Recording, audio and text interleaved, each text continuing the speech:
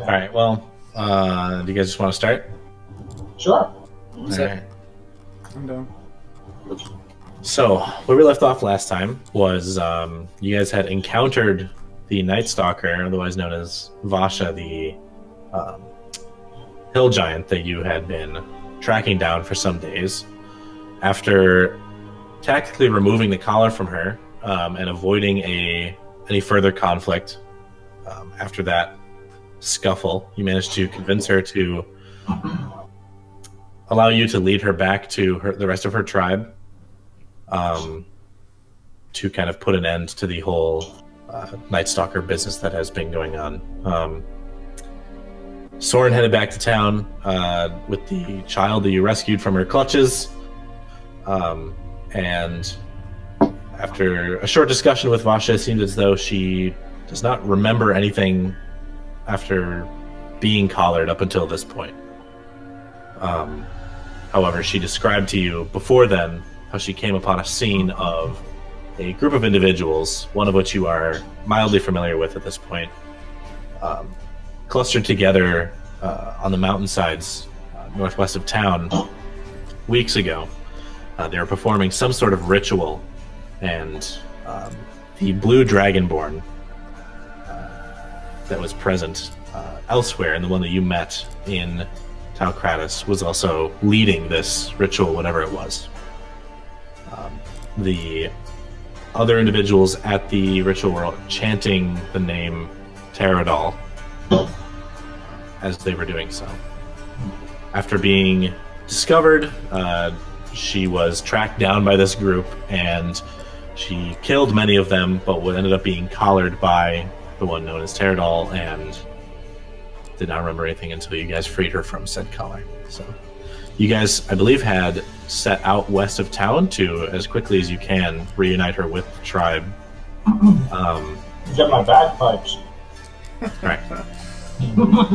Ancestral pig summoning invisibility granting bagpipes. So you guys skirted the north of town. Okay, cool. Easy. I'm just doing a recap. You guys are skirting north of town into the west to avoid getting the now giant traveling with you to be sighted by the people in town. And you were headed west, I believe, is where you left off. Did you guys want to travel by road, or did you want to stay off the path? It was like midday yet, right? When we were... Yeah, I would say it's like early afternoon right now. I don't know about everything else, but I feel it would probably be a good idea to keep off the main roads because giant. But Yeah, I'm okay with whatever, I guess. I agree. Stay off the main roads. Yeah. Vasha, perhaps you know some backwoods passes? I know these hills like anywhere else. So if you guys, if you want to travel off the path, she can guide you. She will lead the group. But you won't have to make like tracking checks or survival or anything. Cool. Awesome. Yeah, I'll follow her lead. Okay. So yeah, whoever wants to take up the rear of the group can roll a perception. It's going to take you, being off the path itself will take you the rest of the day to get back to the campsite. As you're able to travel a little faster on the road. You'll get there just after nightfall. I'm willing to take the back position this time. Okay.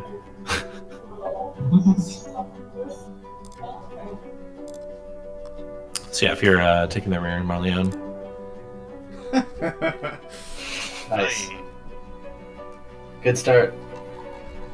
You're still wrapped up in just the imagery of like being in the darkened forest and being that close to Vasha in the form that she was before. You're just kind of completely distracted by that fact. You guys you continue throughout the night, and as Vasha guides you through sections of forest, you guys she seems to know where she's going, doesn't even really have to stop and look for a path anywhere. And as the sun sets far to the west, you guys eventually come back to a section where you can kind of see the road, maybe like an eighth of a mile or a quarter mile to your left, to the south. And you can see it's starting to turn back into that crossroads where the camp was once more. And it's now nightfall. As you become more familiar with the area that you were in once more, you see the campfire off in the distance, which you believe is the Giants' camp. Vasha kind of looks back to the group, especially to Alrond, and kind of goes, "There was a period of time that I didn't think you were actually going to bring me back to them, but you seem to be of your word." That's true. We gave them our word, and so we're here. She kind of nods to you and makes her way towards the camp. You're a couple hundred feet away as she turns back, and before you get to the camp itself, she kind of turns to the group and goes, "So, I gave you the information you wanted. You brought me back here, freed me from those chains. Is it easy to say that we are even in a way?" Well, there was the matter of the bagpipes. I believe we spoke before, if you remember. The bagpipes. The bagpipes. Right. And she turns back to the camp and kind of waves you along. As you enter the camp once more, you see the two giants that you're familiar with sitting around the campfire, and she kind of makes her presence known as they stand up and hurriedly run over her to greet her. And you can tell she's definitely the alpha of this group. She's like standing very tall and just kind of like greeting them quietly, but they're like just glad to have her back. And you notice as you walk into the camp, there's an extra object around the campfire you didn't notice that was not here last time you were at the site. Just on the farthest side of the campfire, up against a tree where there's one of the grizzly bears chained to the tree itself and laying down and kind of napping, you see a large cage kind of crudely put together that's like made out of like saplings, kind of tied together with heavy twine. And inside the cage, you see the huddled form kind of curled up and shivering of the Red Walker that left here earlier today in the morning before you set out north of town, inside the cage. Huh. You do see the bagpipes are still slung around Mirdak's waist, kind of like on his belt. They look dirty, but they don't seem to be destroyed in any way. These seem to be pretty tough. That's good. Vacha kind of leans into Mirdak, and you hear her whisper for a moment, kind of gesture down to the bagpipes. And he kind of takes them for a moment and looks at Pate and goes, "These didn't even work." Well, you see, it turns out as we were helping your friend, I remembered that you have to be halfling in order to use them. So it never would have worked. I'm terribly sorry. You see him like visibly like. Back. And he looks up at Vasha, and she kind of like nods her head down and like puts her hand out for the bagpipes, and he begrudgingly just puts them in her hand. She looks at them, just kind of inspects them for a moment, and then kind of gingerly like has her lean way down to like reach them down to Pate and hand them back to you. Oh, thank Christ. Holding on to them now, you look like they've had the shit beaten out of them for the last couple days. And yeah. Are they usable?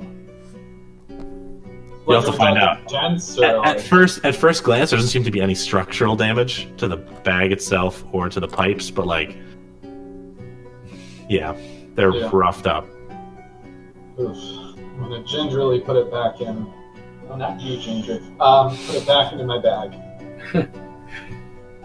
All She right. looked up at. So yeah, make sure you have that back in your inventory. Okay.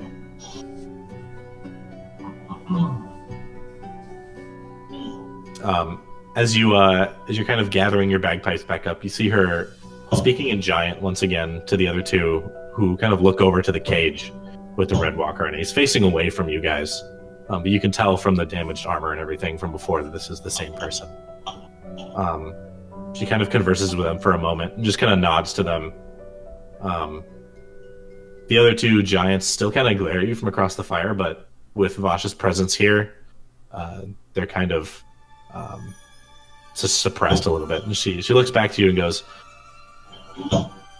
"Well, I suppose we're not going to be welcome here for some time. It's probably good for us to pack up and move on.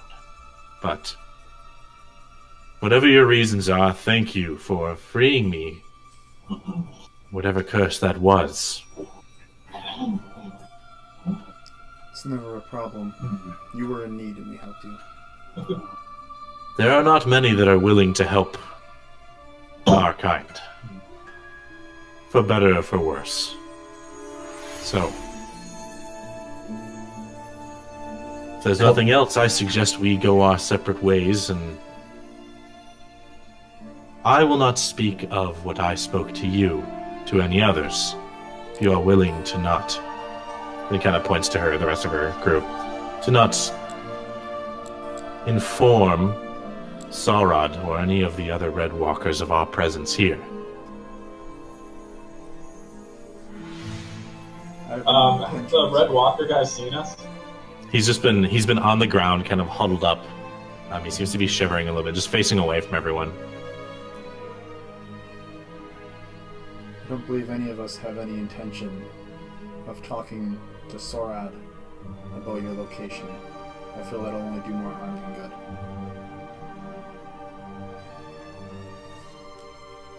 Just kind of nods along. What will you do with the one you have captured? Well, I'm assuming he's a scout. She kind of turns back towards the cage,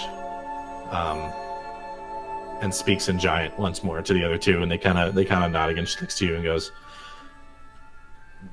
"We can't afford to be found." I agree. Well, he wasn't a scout. He didn't have any intention of telling them about where you were. He was just sending word back. Did you guys capture him and bring him here? Did he find you on his own? Mirdak kind of sits up from his spot next to the fire and goes, "Came by the road earlier today. Snatched him up, he seemed in a hurry. Usually when Red Walkers are on the move in such a way, it's no good news for us. It's not the first time we've been tracked down by them before." You did what you felt was in your best interest, and I can respect that. At this point, you see the Red Walker kind of stir from inside the cage, and you see his head kind of turn over towards the fire. Takes a few moments to kind of adjust his eyes. He's still pretty beat up from the night before, and probably from today as well during his struggle being captured. You see him roll over, and you kind of hear this like pained noise as he does. He looks and he goes, "You all, it's you." And you see make eye contact with Alrond across the fire.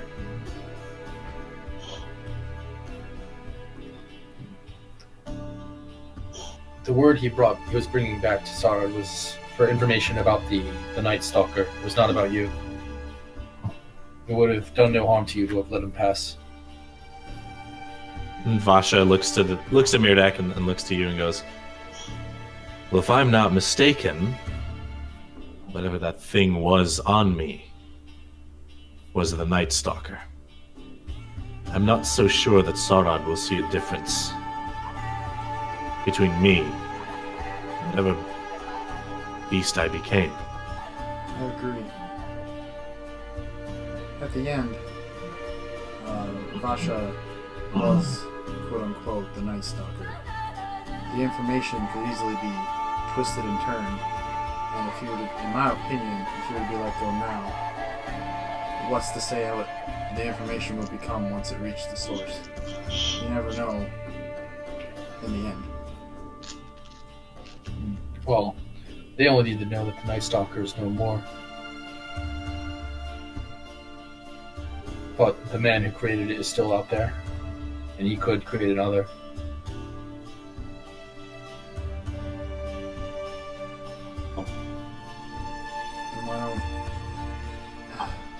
I feel as though, and this goes kind of against what I'm just saying, unfortunately, but I feel as though if anyone's going to relay the information of the Night Stalker being gone, I almost feel like it should be us. I'm going to turn to like Basha. Not relay information about your location by any means. That's not what I would want to do. But to relay that there is no longer a threat to Clanning Don. I feel as though coming from the people who saw it, it would be better. And back in Clanning Don, the small child is still alive as a witness of the Night Stalker being gone, and we have the collar that was around your neck as proof. Something that this Red Walker doesn't have as evidence. Whether or not they learn of my...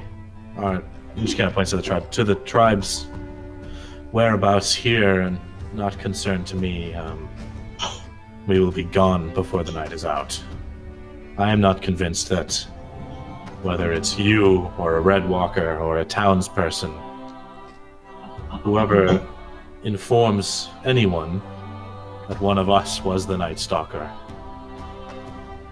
or that we've been in the area, we will be hunted. So we'll be on our way regardless. However, I'd rather it be angry townspeople searching this old camp than a pack of trained Red Walkers coming for us. Understandable. However,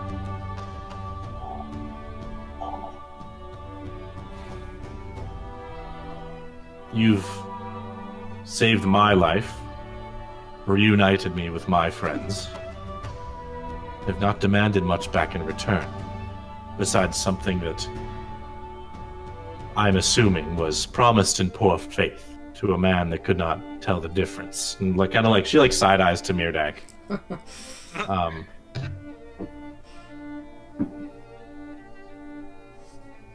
I will leave this man's fate to you. If you wish to take him with you, you will own the consequences of his words. But if you wish to be free of it, you can be guaranteed his word will not reach Sarad one way or another.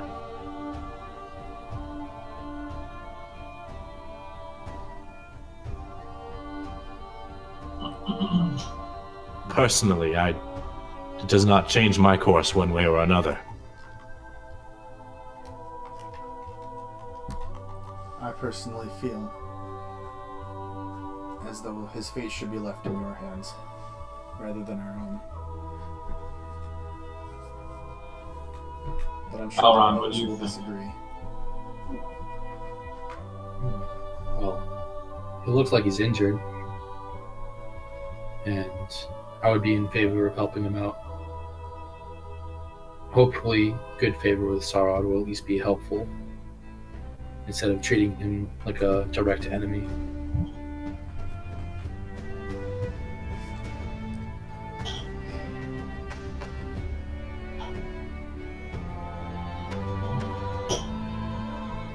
I'm curious what he has to say.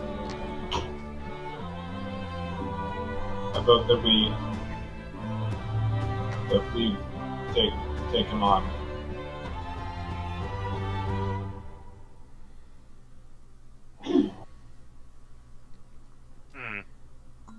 Here's what I propose. I have an idea. Maybe it'll help clear my mind of things, at the very least. If we take him with us, I say we either use your fancy truth spell, I'm going to point to Alrond, or I could use Truth Serum and see what exactly he was planning on telling Soren. It's just a thought. I mean, it would set my mind at ease knowing that he honestly meant what he said upon leaving. I like that idea. Couldn't hurt. What are your thoughts, Alrond? There could be good information to be learned, but interrogating one of his Sauron's men would not please him. It would be make us more adversarial than we already are.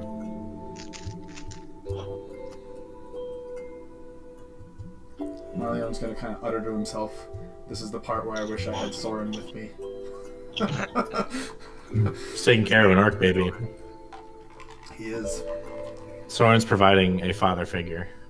This Dear child. God, that poor child. Alright, I guess we can take him with us. Because I'm assuming we're going to head back to Telkratis then. What was our Is the Red Walker awake? He's awake. He seems to be out of earshot from you guys. Like, he seems to be in a very kind of like, he seems to be injured, not like mortally, but just kind of like in a very shut down state. He doesn't seem to be hearing anything you guys are saying, and just kind of huddled up in the cage. Alright, sure. I'll lean in closer and whisper. Where was it that we were meeting our employer again? Wasn't he going to be here in a few days? We can tell him everything we know. See, that's what I don't understand. Is I thought he said that he was going to, after a couple days, journey back to Clan Egdan. But I don't remember. My memory sometimes isn't the best. I couldn't remember if he was going to stay in Telkratis or if he was going to come back. But I guess now we can take the main road, so it's entirely possible we could run into him on our way. And once we get there, we'll know whether or not he went back to Clan Egdan. We still have 2 days, I guess, looking at it now. Or, yeah, 2 days per our contract. So it's, I mean, no matter what, we'll run into him, hopefully, by the end of that week, or at the end of 2 days from now.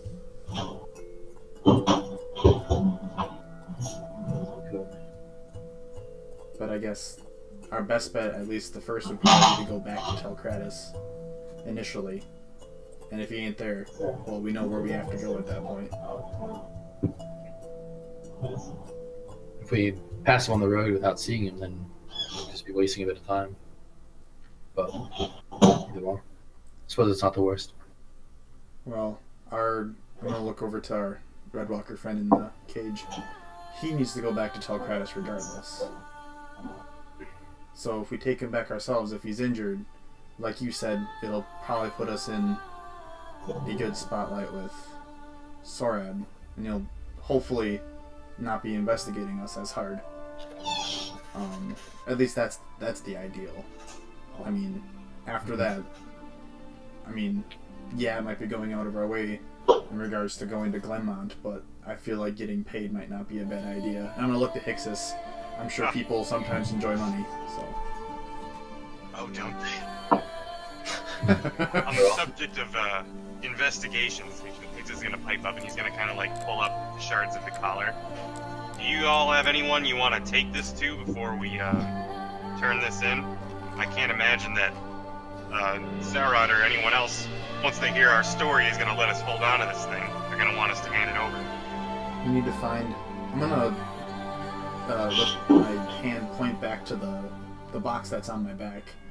We need to find somebody who can, 1, repair this box, and 2, I feel like someone who might be able to seal what that is, because I thought we got rid of... I'm going to look to Pate and Verna, and since Soren ain't here, I guess just those two. I thought we got rid of the black ice threat once we slayed Barrack on top of the mountain.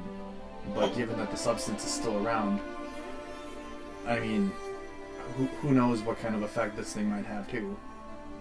Especially if someone more powerful is in control of it. The less people that see it, the better. And the less its energy can be sensed, probably the better too. But I don't know where we can go, because I'm not going all the way back up to the north for Grendel to build me a new box. Yeah, that'll take some time. Is there still any magical energy coming off of the necklace? Is anybody able to see that? Not me. Verna, can you? Are you able to see the magic coming off the necklace? Or the collar, I guess. I mean, I'm not gonna. I have a spell for it. Maybe. Do you have sense magic? Or? I have a tech magic. Oh yeah, you have the little thingy too. The crystal ball or whatever. I didn't use that. Well, I'm not gonna use that. I'm gonna save it in case. So I guess.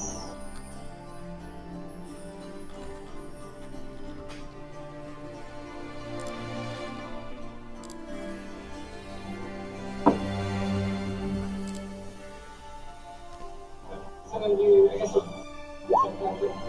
You want to use detect magic on it? Yeah. Okay. So yeah, as you finish casting the spell. I'm assuming you're doing it as a ritual. Yeah. You take a look at the necklace, and you can see like traces of necrotic energy coming off of it, but it doesn't seem to have any active spell. It seems like whatever arcane energy was tied up in this has been like dissipated and broken. It's just traces at this point. Okay.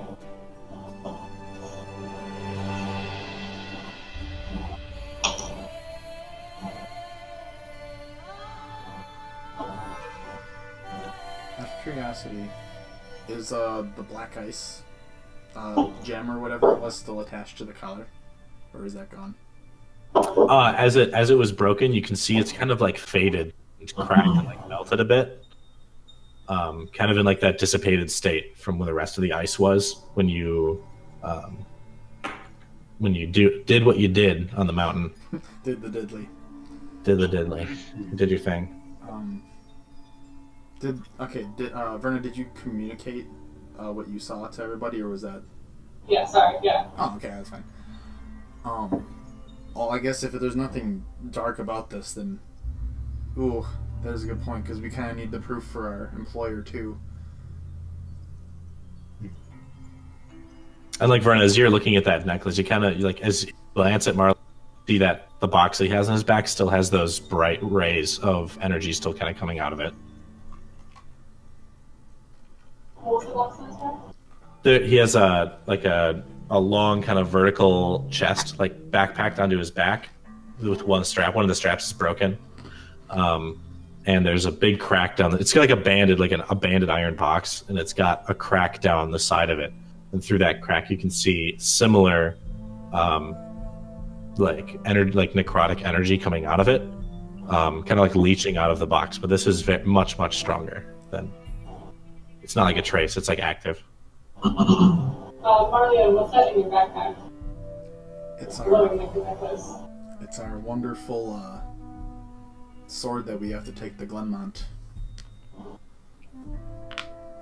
Yeah, we should probably find someone to fix that now that I think about it a little bit more, because even though you guys weren't with us, the sword has some pretty bad history. So, the sooner we get that patched up and sealed again, the better. And maybe if we take a little bit of time in Telkratis, we could find somebody who could seal it and fix what is cracked from our golem encounter. Would it be alright for any old smith to see it? See what it really is? Well, Or they just see it as a sword? I don't know, to be honest. The only person I've entrusted the sword with was Grendel up in East Haven.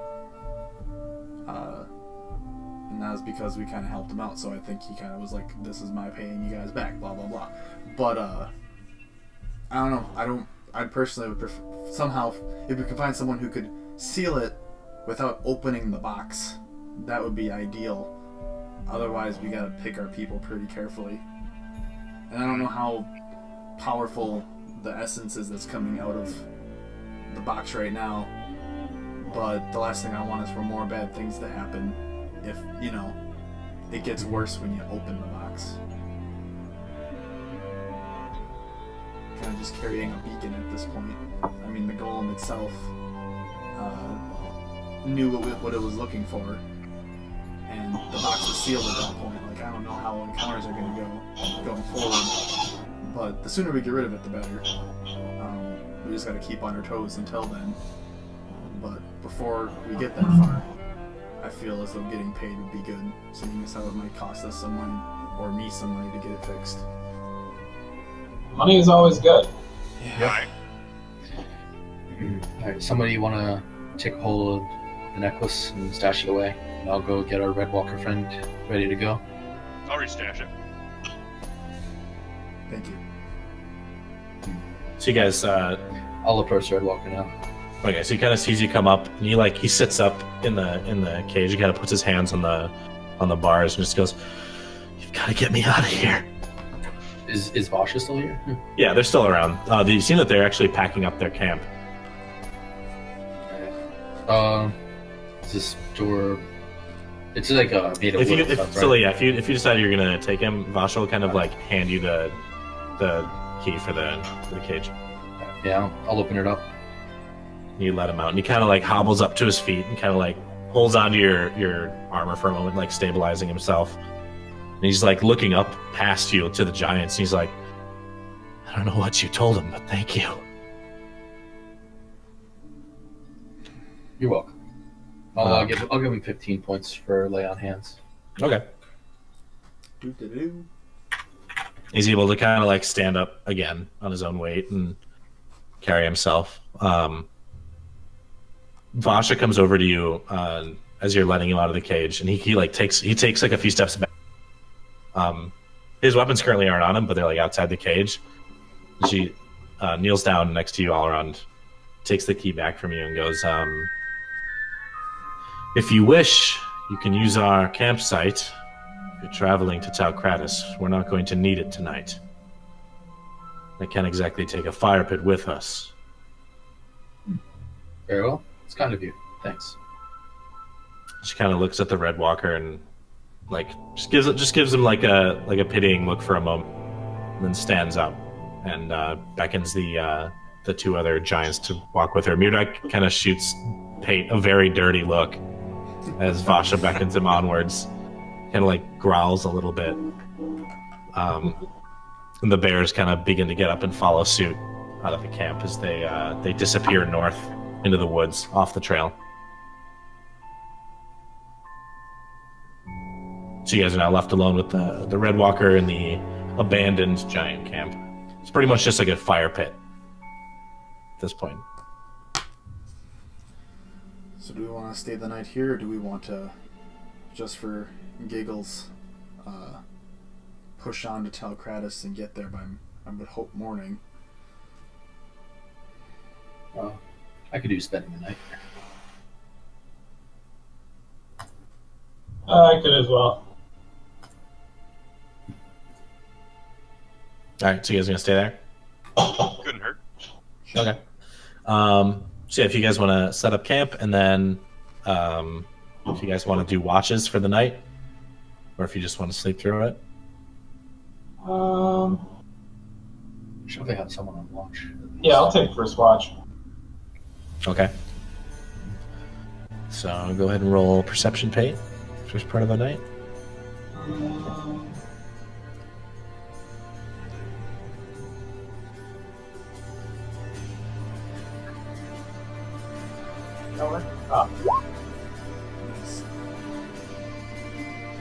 Yeah. So as the rest of you sleep, Pate, keeping watch with Pig, who doesn't sleep anyway. Kind of just walking around, skirting the woods. Can I be kind of I'm trying to think of the word. Not scanning Pig. Trying to make sense of what the fuck's going on with him. He personality-wise, he seems the same. If you want to make like an insight check into like, Yeah. yeah, Any chance I'd have advantage because I've known him his whole life? go ahead, yeah, 8. I'll give you that. Yeah, shit. barely know. Like I Still said, like correct. his personality is the exact same. The only difference is noted as far as that Pig seems to he doesn't sleep, but he doesn't seem like agitated by it. He's just his regular self 24/7 now instead of like 16 or 18 hours a day. And also he seems to have a little more stamina. He's getting up there in the years, right? He seems to be able to keep up pace with you guys. Doesn't get winded as easily. Doesn't he have green eyes or some shit? And if you look into his eyes, they're far like back behind the irises, like way through the pupil over the back. There's just a glimmer of that green. Huh. Ugh. I don't know. Like if you're like looking into his eyes for a long amount of time, he just kind of looks at you like confused as you're just like staring at his face. John, does identify only work on objects, not creatures? Presence of magic within 30 feet of you. No, it would be anything. For identify or for detect? Oh, identify would be Objects? I believe objects. Hang on. Detect magic, you'd see anything though. Yeah. It's an object. Try it, why not? Okay, fine. I guess I'm up for at least a little bit. And I'm going to use detect magic just to see if I can sense anything and think. Sure. So let's see. One sec. I want to make sure I'm getting this right. So you do see coming off of Pig, kind of like this very faint aura, similar color to the lights behind his eyes, like that kind of light bluish greenish color that kind of orates around him. It is, I believe you can discern the school of it, right? Yeah. Yeah. This would be. Let me make sure I say this right.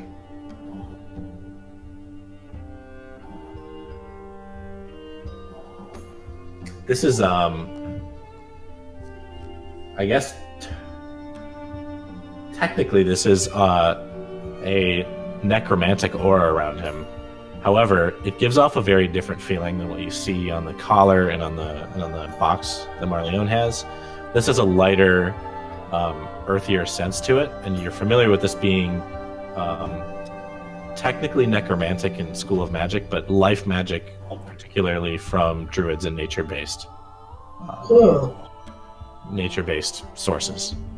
So, necromancy is technically life and death magic, but has different sub-schools and uses, and obviously different spells. So, yeah, there seems to be some sort of natural life magic that's been imbued in him. It's not just a spell that's been cast around him, it's like emanating from him.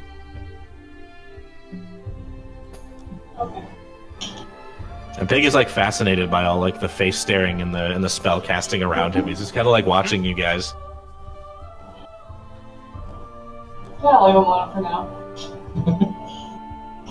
See, as you have the first watch, Pate, you don't notice anything unusual happen around the camp. However, as you make like a lap or two around the camp at one point during the night, Pig kind of stops you for a moment, and you see far off in the distance to the west, where the road continues towards Talcratis, there is like a faint flickering, what you assume to be a campfire light, way down the road, far away from you guys. Stationary.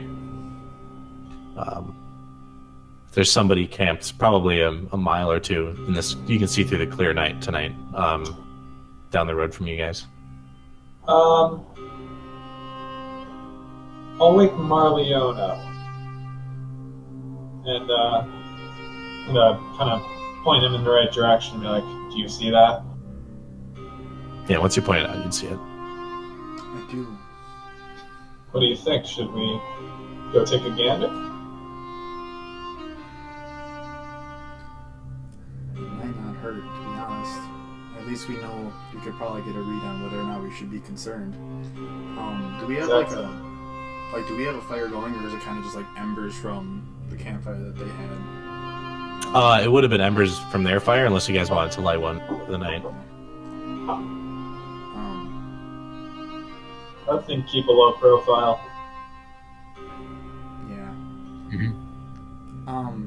How about you and I go check it out, and Pig can stay watch. Sleep doesn't seem to concern him much. As long as he knows to wake Verna or someone, anybody, should anything happen. Pig, did you catch that?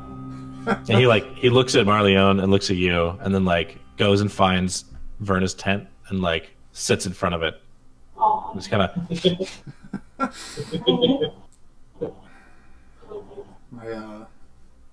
Okay. Resting rules. I don't know how this works. As far as when you're resting and someone's on watch, do you gain technically the effects of a short rest at all too, or no? So short rest is you've gained a short rest already if you've been asleep for this amount of time while Pate's been on watch. Okay, that's. If you're gonna do second watch, I think the long rest is you can break your long rest for up to an hour, without it affecting your the contiguous sleep cycle. Okay. So while I was sleeping, I gained technically the effect of a short rest. Yeah. And if this doesn't, if you're not out there all night and you're back, and let's say you don't take second watch and go back to sleep, I'll say that you can continue your long rest. If somebody else takes the watch instead, when you come back. Okay. Yeah, Pate, if we want to go and see what this is, I'm definitely feeling more attuned to myself. Yeah, I think it's worth scoping out what might be in this part of the woods. Okay. With Pig taking over our post, I'm going to cast Pass Without Trace. Myself and Pate. Okay. You guys both have that now, and you want to sneak up on the other camp? Yes. Yeah, so go ahead and throw some stealth checks out there. So help me God, I crit fail. I'm gonna hate everything.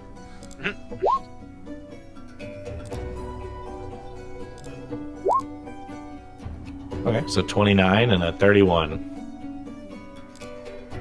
You guys, We're okay at this. you guys make your way, kind of skirting the road, approaching. Unless you want to be on the road itself and just kind of keeping low profile. But if you're stealthing, you're gonna try not to be seen. Yeah. Skirting off the road, approaching this campsite, you see that it's actually a relatively large collection of. There's 2 or 3 carts. Some of them have walls and a roof on them, it's a sleeping caravan. There's 2 horses that have been pulling these along the road, and they have the emblazoned symbols of Clan Igdan on the side of them. You would judge from how many carts there are, and the several people you see sitting around the fire, almost all of them orcish. You judge there's probably between 6 and 7 people in this caravan. If you guys want to get... Sorry, go ahead. Does one really seem to stand out compared to the others as far as the carts are concerned? Yeah, so there's 3 carts, and 2 of them, they're all branded the same way, but one of them, it's it's a little larger and a little more ornate than the other ones. And there's a light, a flickering candlelight coming in from the inside of that cart. And they're all kind of off to the side of the road in this triangular circle pattern around the campfire that's in the middle.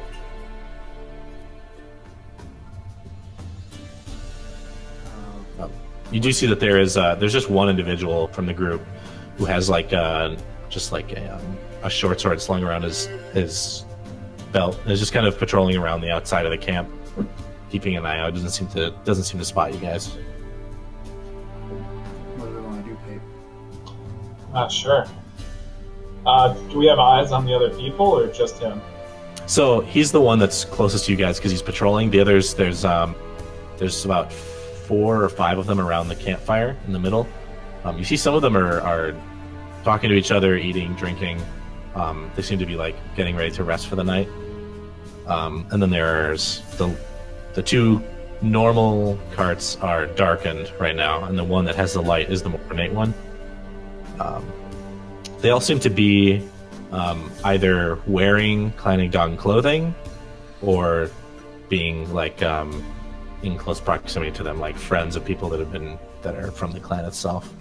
Are they just like men, women, and children? Just like it seems to be warriors? more of not necessarily warriors. The guy that's patrolling seems to be like has some armor on him as well, but most of them seem kind of like more formally dressed.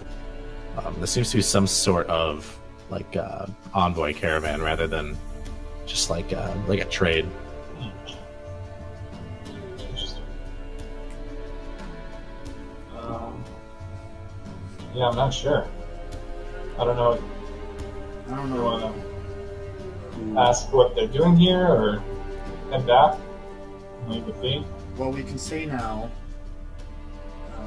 I guess, not without a benefit of a doubt, but pretty confidently that our employer has left Telkratis, so we know that we don't have to spend a lot of time there tomorrow. Should we decide to go back, we could try to contact them right now, but I feel that he may not have communicated our appearances to his escorting party, and we may come off as attackers. That's true. Perhaps we should leave it be. We can relay the information to everybody Yeah. tomorrow morning. They don't what seem to we be saw, a threat. And then, it's just as long as everyone knows that we don't have to spend a lot of time in Telkratis if we don't want to. We know where hopefully he's going to be Yeah. when we get back to Clanning Down. So, if we want to go back, I feel like maybe tonight that might be our best option. I just, in case out of curiosity, in case there's something maybe like both of us kind of missed, could I like do a perception just to take a nice small amount of time and not see anything? Yeah, I mean, pretty much. Okay. Why don't we head back then, Pate? It's good for you to bring us that to our attention, because otherwise tomorrow we probably would have been searching forever. I agree. So you guys head back to camp? Yeah. Yeah. Okay. So you make your way back. Peg is still sitting directly outside yours and Verna's tent, Pate, as you get back. And yeah, if you guys want to return to sleep, it would have to be somebody else. If Marleone, if you want a long rest tonight, you're gonna have somebody else do second watch. Yeah, I feel if somebody else is willing to do it. I guess I just need to know who it is, because I'll pat them on the shoulder and give them dark vision right away. Perhaps Pig can watch over us tonight, and we both get a good rest. He looks up and he's like snorts affirmatively. Can't hurt. If you feel confident in Pig being able, I'm not doubting Pig's competence, but if you feel confident in Pig's ability to keep watch over us tonight, does it have to be a person? I can give it to any creature, so if Pig doesn't have the ability to see in the dark, he will now. Sure. That's a really good idea. I'm gonna tap Pig on the side, and as I'm doing that, I'm gonna cast Dark Vision on Pig. Okay. You as you lay your hand down on Pig and you pour the natural energy into him, you see you feel like there's kind of resistance at first. He's just looking at you like totally content, not like bothered by this at all. You feel like the energy kind of push back, and usually when you cast this on like Soren or Alrond or anyone, you see their pupils kind of like dilate for a moment. You look at Pig's eyes and they just like don't move. Interesting. Oh. I'm sure it'll be fine. I'm just gonna keep that to myself and just. I'm sure it'll be fine.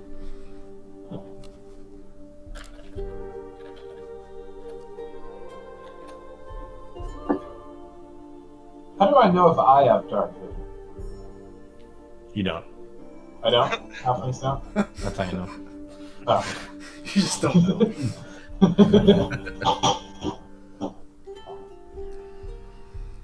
All right, so roll a perception check for Pig. Cool. This is gonna be a D20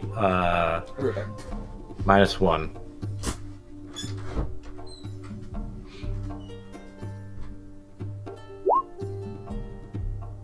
Good ass rolls. Pretty good. Pig sticks to the patrol route around the camp that you ran him earlier, and he just kind of like continues that. Every so often, you just kind of hear him pat by the tent. Hell yeah. So, even though I took a guard duty, can I still get a long rest, or? Yeah, because you took first watch. Cool. Typically, how we do it is like there's 2 watch shifts, and one person can take one, and if they end that shift halfway through the night, and they can get the rest of the long rest. Nice. So, yeah, as Pig patrols around, he doesn't come to alert any of you during the night. And you wake up to find him like continuing to just like keep watch outside the camp.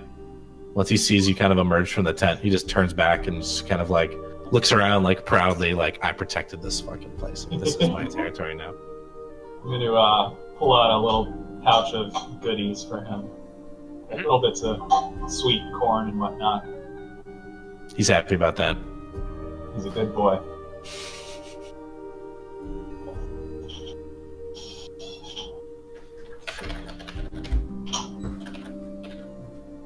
By the way, I updated earlier. I updated Pig's stats to be a little more in line with you guys. Oh, I think cool. he's kind of growing with you guys. Ah. Is he becoming a war pig? Yeah. And am I allowed to like talk about his stuff, or is that kind of under wraps? If you want. He has dark vision. That's pretty neat. Nice. Oh yeah. That's All right. fucking awesome. It's a good pig. He's like looking around at the party, like everybody complimenting Pig, being like talked up by Pate, and he's just like, Some good shit. John, I'm gonna roll my 2d20s and Okay. for long rest.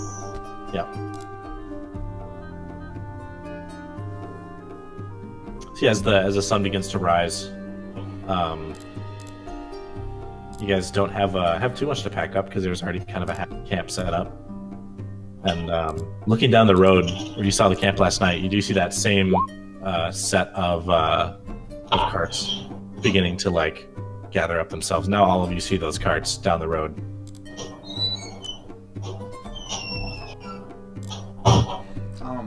I guess if Pate doesn't communicate it, Marleone's going to communicate to everybody. Yeah, basically that we scouted out and saw that there was carts with the clanny done stuff just down the road, a couple miles out, and might be worth trying to catch them before we pass them, if we pass them, if everybody's Couldn't hurt. interested.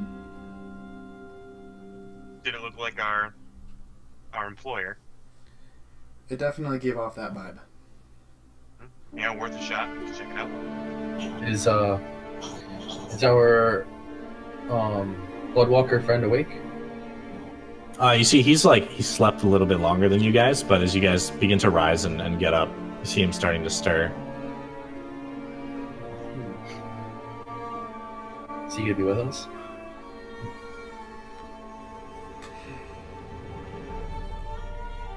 Are we, I guess, how do we want to take him to Telkratis, or do we want to just kind of send him on his way on a whim?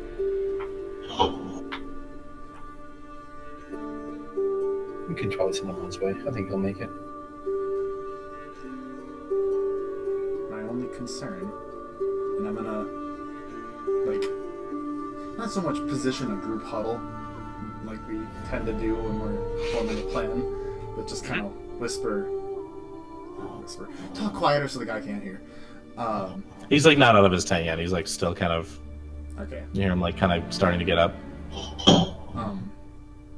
My only concern is, one, while we agreed not to tell anything about the giants, I don't think there was any sort of communication with him about that.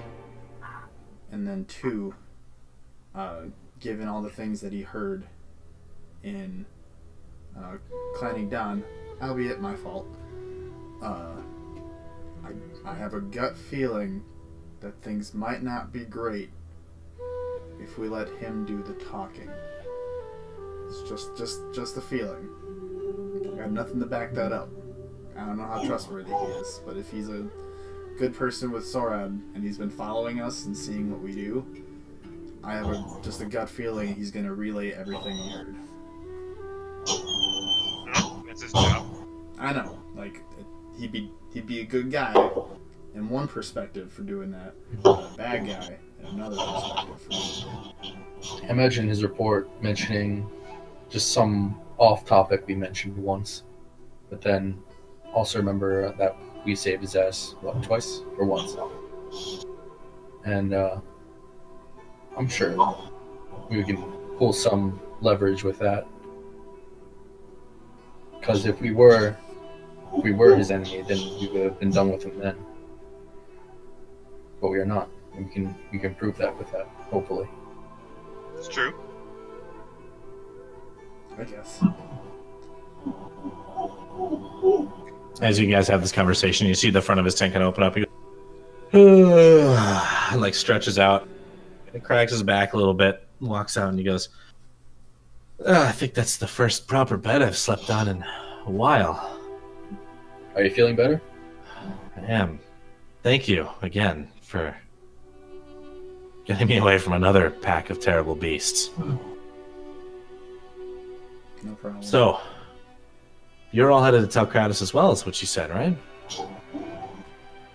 That's right. Well, I'm headed that way myself, as you know. And after yesterday, I'm not sure if I don't want to spend another night on this road, so if you're headed that way, I'd be more than glad to join you. Otherwise, if you're looking to take your time, I may go ahead myself. I feel That would be good. Do you feel confident in your abilities to make it to Talkratis on your own? Well, we're about halfway there. It shouldn't take me more than today. I should get there before evening. We're through the woods, and kind of like as you look off, like southwest of here, from here to Talkratis is more of like an open plains, kind of highlands environment, fewer trees. I'm probably bound to run into one of our patrols at this point. Since we've been gone longer than planned and haven't reported in a few days.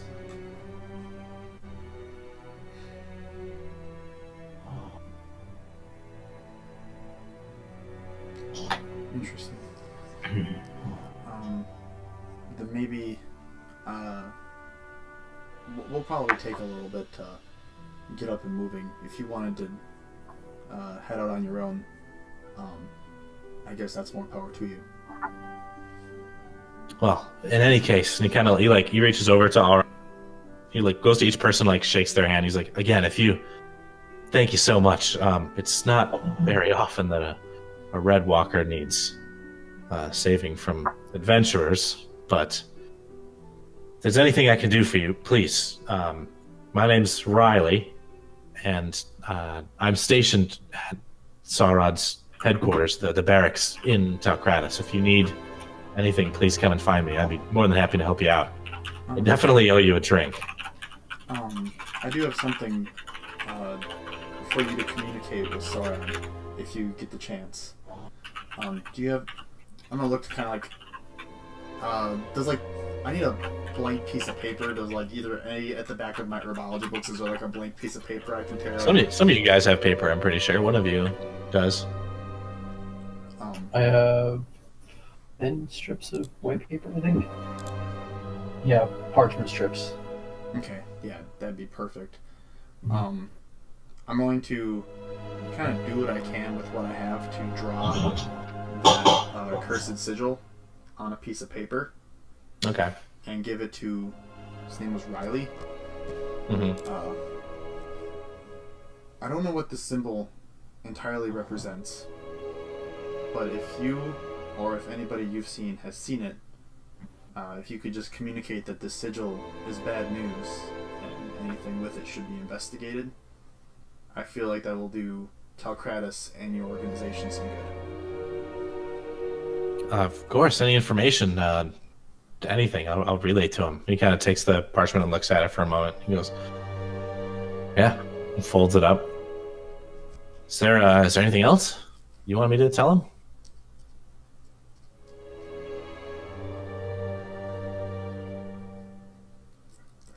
I think we're good. Because otherwise, I can't imagine we're going to need many less than 10 or 15 Red Walkers out here to try and take that thing down. The Night Stalker, I've never seen anything like it before.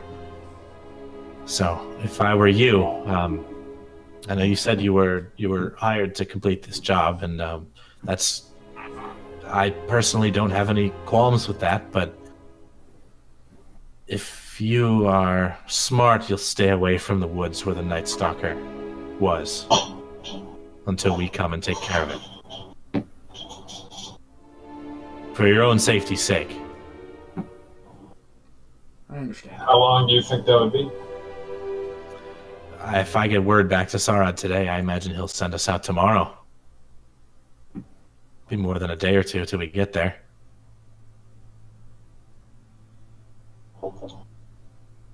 Will not hurt to wait. Well, in any case, thank you again. I literally can't repay you. Like I said, I owe you a drink. If you're ever back in Talcratus, you come by town, let me know.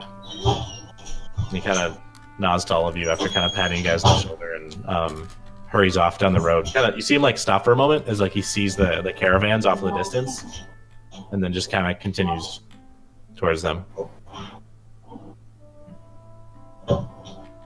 There he goes.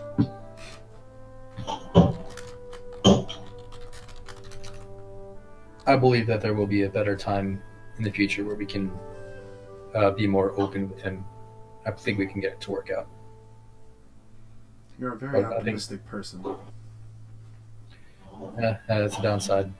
I apologize for my continuous negativity, but I have seen some things, and I've learned to be very skeptical of people. Unfortunately, I didn't used to be that way, but when your lack of when your faith and trust get put into someone, and that person helps bring down a city capital, it's not something that I can just say, oh, it was a one-off. It brings that sense of like you can't you can't trust almost anybody. Like I trust you, but it is very hard for me to trust new people quickly. And the amount of time we spent with him wasn't enough for me to feel confident that things will stay positive, if that makes sense. Makes sense. However, I believe it's funny you mentioned the trust, because I believe I've been thinking over the time, but when we were in the conference with the council with Zarad and the others, and it seemed that Zarad had no trust in everyone else with him. And I think that is what we can count on to not really be in any trouble with the information he knows. That's true. He did say you need physical evidence in order for him to agree with something. Mm-hmm. And that's the whole reason you were employed.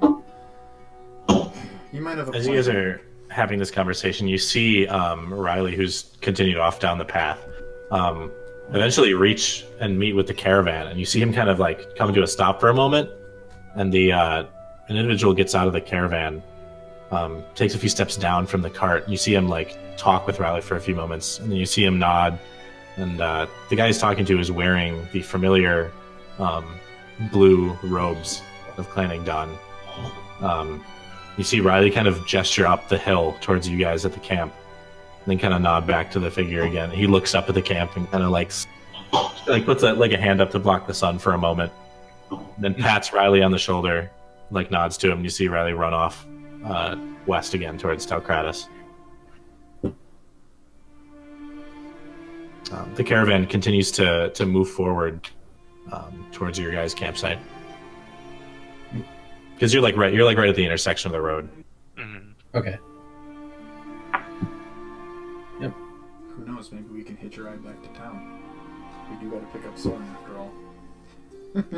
That's true. Oh, yeah. Oh, jeez. Metagaming. Don't worry about Soren meeting up with you guys. If that's I can make up bullshit. I got it. He's got my horse. He can fly. He can fly. He can literally fly. He can burn all of his spell slots over a Just day fucking just to get fly. to you. Not even. They recharge What on a short weird rest. spell. Sure. He could fly twice, then sit down for 30 minutes, and then fly twice again. Why does Warlock get that? It's kind of weird. Because he They has only no have, spell slots. Yeah, they have 2 spells per day, but they recharge on short rest, which is pretty cool. Oh. But as an aside, Hixus is gonna kind of lean towards Alrond, and he's gonna say, "Did he just say that they destroyed a city? Sorry, what? Say that again? Did Marleone just say that he destroyed a city?" I think he was mentioning the town we saw in the north that was wiped out by that waves of undead. Gods, man. This better be worth it. I think we're in good company here. So the caravan's on its way towards us, right?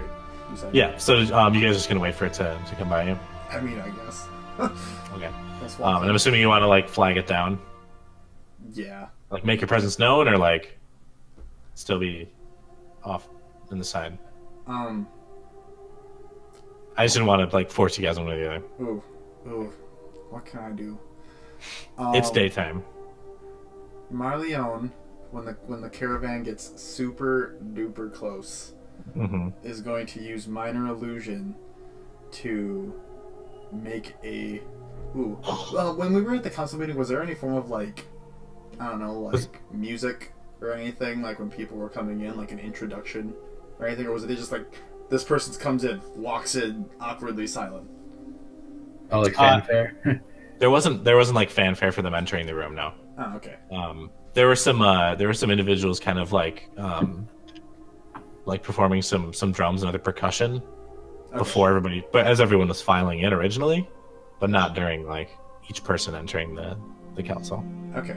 Well, I guess when the caravan gets super close, Marleone's going to use minor illusion to replicate the sound of the drums. Okay. So you guys hear those council drums kind of begin to beat around the path itself. Are one of you guys gonna flag the caravan down, or be out on the road to meet them, or? Yeah, I'll wave. Okay. Yeah.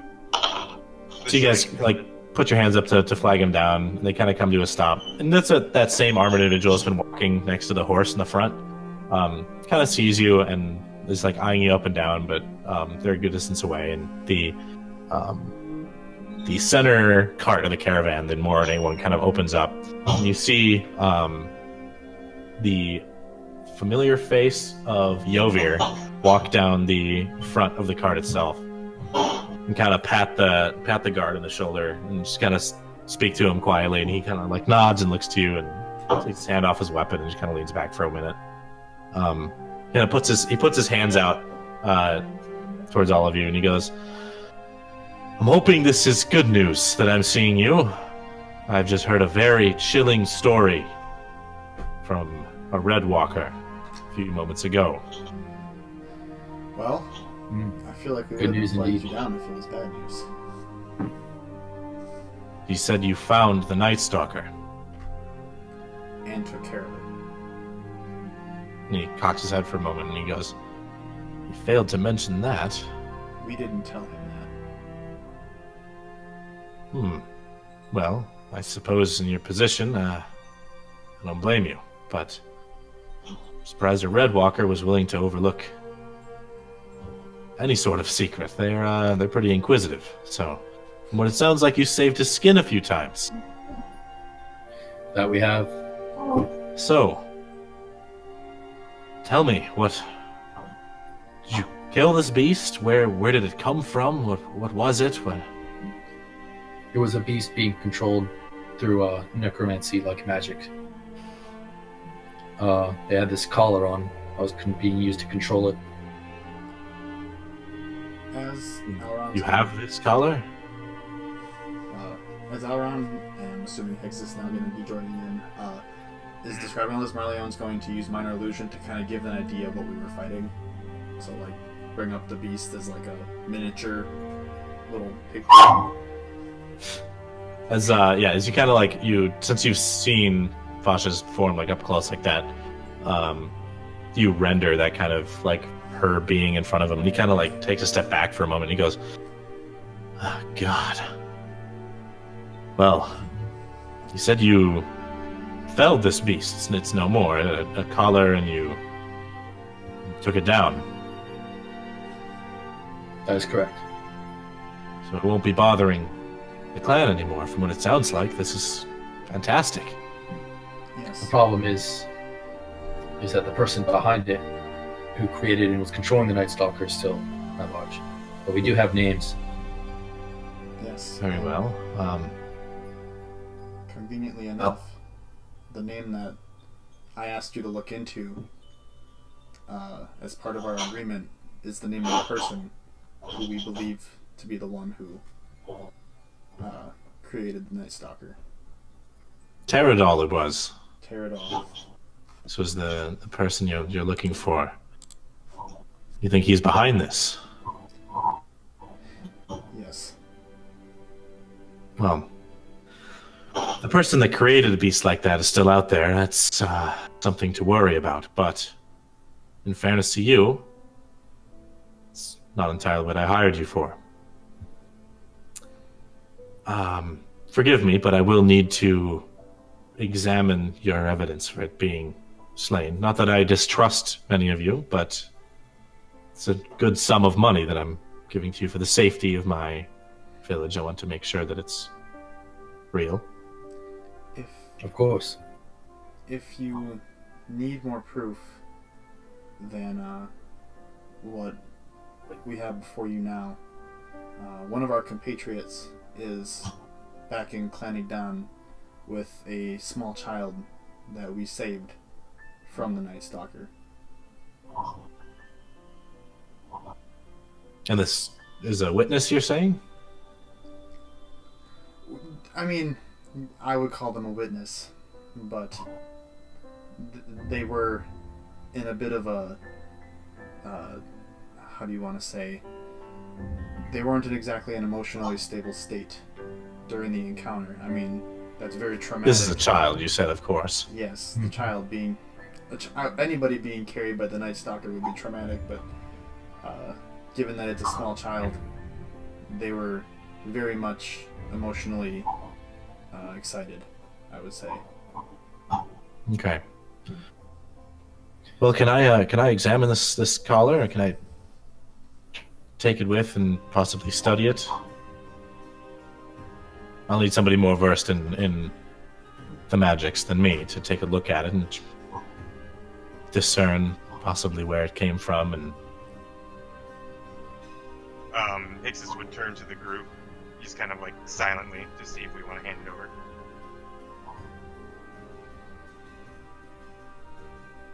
Sure. All right. So I don't know which one of you picked it up. I had it. I'll hand it over. Oh, okay. So you hand it over to him, and he kind of takes it for a moment. It's a big broken collar. It's around Fasha. He kind of holds it for a moment. He goes, "This is certainly something hefty enough to contain a beast of that size. Mm-hmm. I'll have this studied, but as far as I can tell, there's no reason to doubt anything that's happened, and I have to say I can't thank you enough for being willing to take this on. From just the sight of it, and he's like looking at the illusion that Marleone's like finally dissipates, looking at it, and he goes, I can't imagine coming face to face with that thing. So, as agreed,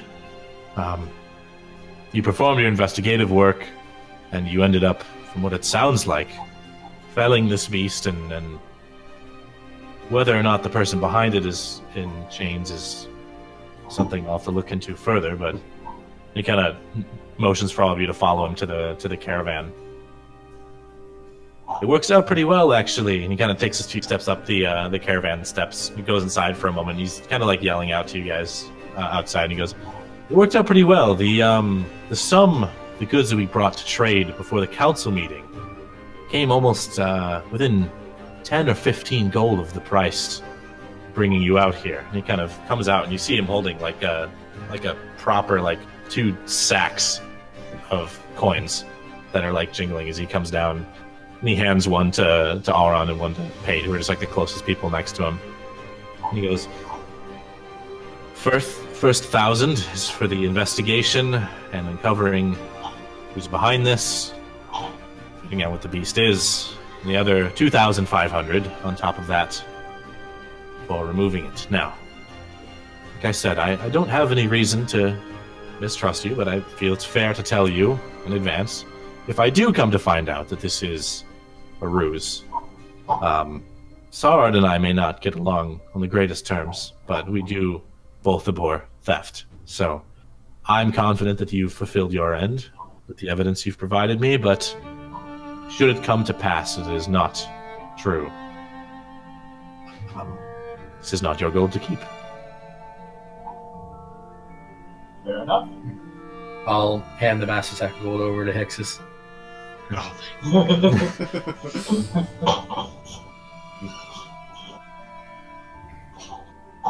Well, we're headed back to Igdan to follow up on the results of this, begin bringing in some more trade from Hilford. Hopefully make another trip out here in about a month. What's next for all of you?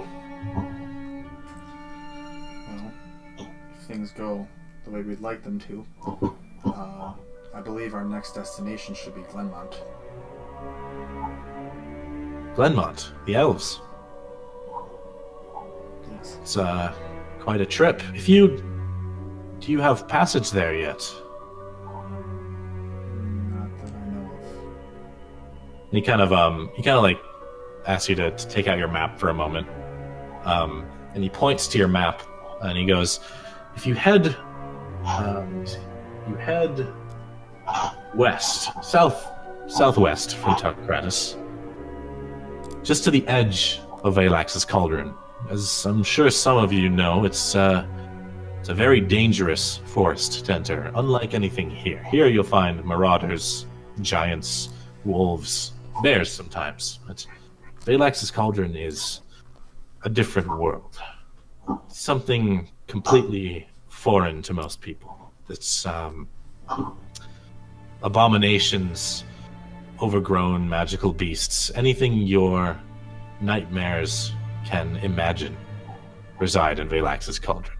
And so understandably, most of us wish to avoid traveling through it when heading south. However, coin is hard to come by in the Kagan Highlands. He kind of like looking to you with your like, bag of gold in front of you. If you wish it, I can send word ahead to a friend of mine that owns a small transport in the southern cove of the Kagan Highlands. It's a bit pricey, but I can guarantee from my personal experience, you will have a safe passage to the Isle of Glenmont. It's a much easier path than traveling through the forest itself.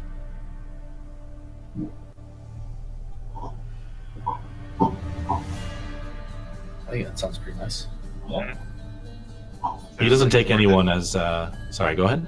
I said, sounds like it's worth it. I would suggest it. You're a capable lot, though, so really it's up to you. But if it were me, I'd be traveling with him. You say it's pricey, but how pricey actually is it? Well, typically I travel by myself to keep the costs down. When going to Glenmont, it's usually a rare occasion, so I believe the last time I went, I took, it was me, one bodyguard, and a small assortment of storage cases that we were bringing goods back from Glenmont. It cost the round trip was about, I believe, 600 to 700 gold for just us. So you'd have to talk to my friend down at the port. His prices may vary, and he and I go, so that may be a friend price. But if I send word ahead and I vouch for you, which I'm willing to do, that can make a difference. But with a larger group, it will be more. Right. What do you guys think? I feel that Wouldn't be might so be a bad to good go on idea. foot. It could be useful. Hixus clutches the newly acquired bag of gold tightly. If I get a chance, I wouldn't mind having the extra coin around to possibly get some new equipment. Well, if you're planning on going through Valax's cauldron, so in any case, would you like me to send word ahead? You can always decide not to go. I think we could fare on foot. It's very kind of you to offer. Of course. Anything to keep people alive in these parts. Well, if you're headed to Glenmont, I'm headed back to the clan. This may be where our paths part. There is one more thing I'd like to mention. But before I say it, can I ask you for your word on secrecy on this? And he kind of motions to the guard behind him to take a few head back to the caravan. He kind of steps forward and he goes, "Of course, I've maintained your secrecy of this contract and can return the favor." The beast that was the Night Stalker was in fact a giant. However, this giant meant no harm to you or your villagers. It was under the control that made it the Night Stalker. One of the hill giants in the area. I believe so. But we gave them our word that we would not tell them where they were to you. But you gave us good money. You're honorable. I believe you to have a more level head than Sauron. Well, that's not a hard bar to cross, in my opinion. But it's You were troubling. able to make agreements with these hill giants. They were honorable. They kept their word as they did with us. I'll be perfectly honest. Hill giants aren't known to keep their word long term. So while in this short amount of time, they may not wish to incur on our lands for planning Dawn, I'm not completely convinced that they won't do it later. So I'll have to think about this, but I appreciate you bringing it to my attention, and I'll have to stir on it. This could be a chance to make something happen without fighting. It's true. In the past year, when I was first getting into the caravanning business, we had a lot of problems with our goods being raided off the roads. And mainly that's because many of the hill giants are hunted by the Red Walkers everywhere else in the territories, and we don't have the resources nor, I guess, desire to venture out to find them. And perhaps this may put a bit of our woes aside in each way, but performing diplomacy with a hill giant is not something I'm versed in, and I'll have to think on this a bit, but we'll figure something out. It could be the start of something. Could be. I believe. Thank you, though. Yeah, absolutely. I believe this was important to tell you since the The Red Walker on his way there is probably going to be telling Sauron that we were in cahoots with the giants or something. I figured you'd want to know the truth first. Well, that's good. I take what Sarad tells me with a grain of salt, but it's good to know what's actually going on. Sometimes it's hard to find out. You're all welcome anytime in the clan. If you ever need somewhere to stay, something to eat, or someone to buy you a drink, always on me. Thank you. Thank you. Well, the sun's not going to get any higher. We better be on our way for the day, but good luck in Glenmont, and if you decide to go through the cauldron, Godspeed. Thank you. And he kind of waves the rest of the caravan, kind of nods to all of you, takes a few steps up onto it, sits on the front, and they kind of whip the horses up and they begin to take off down the trail towards Clanigdon.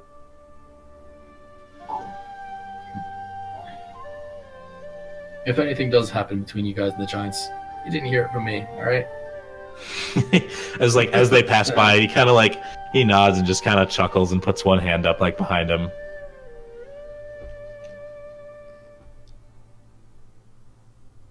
And you guys are left on the road. I've been putting some thought into this. I don't know how everyone feels, but if we can find somewhere along the coast that does trade over boat, we could just avoid the cauldron altogether and take a boat. You mean buy a boat?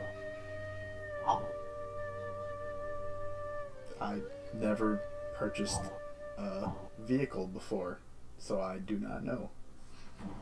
How much money do we have altogether?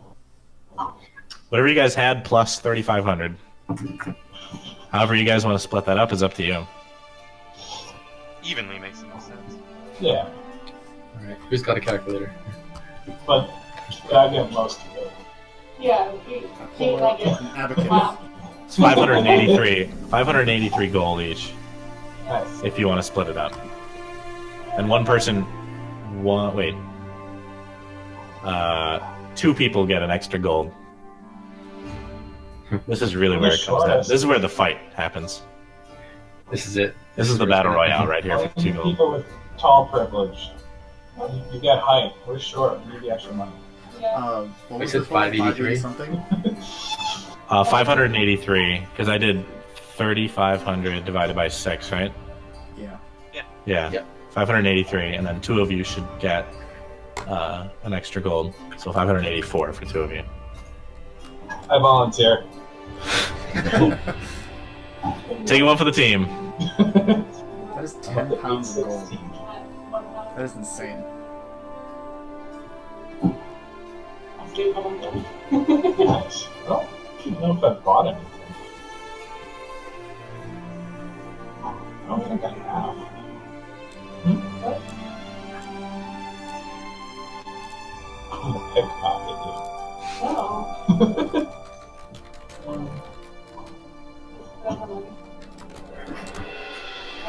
So, we're halfway to Telkratis. Mm-hmm. And we're kind of just... It's still morning. Looking at the map, are we is there any real indicator of a path to go south or anything like that, or do we pass anything like that on our way from Telkratis? Or is there's a road that heads south from Telkratis. There's if you're looking at the map of the Kagan Highlands, yeah. there is a road that heads south and weaves around that mountain, splits. It's kind of like an oval shape, and then continues back to the entrance at Phalanx's Cauldron to the south. Okay. And the way that you've been traveling is Telkratis, a little bit northeast, past Gvenvel, which is the ruins that you were at with the Northern Watcher, and then the halfway point is south of Gvenvel, and then to the east where the mountains reach the river. That's where you were for Clanigdon. Oh, okay. North of Hilford. Okay.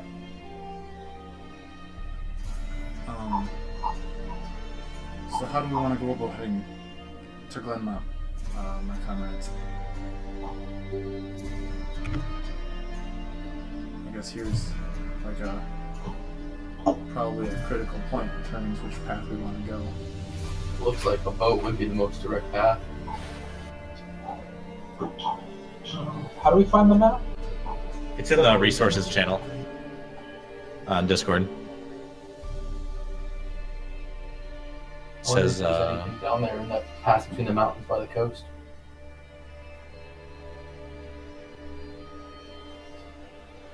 So we are. Is there like a map that you have on the Roll20 so we can like ping and stuff on it?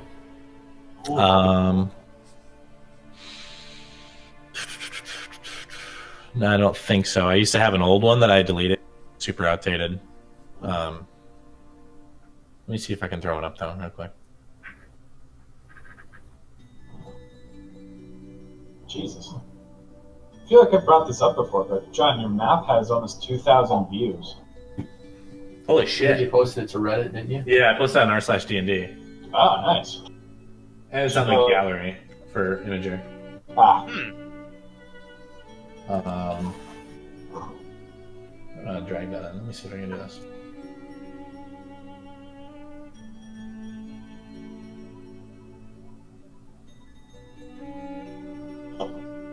Dropbox. There we go.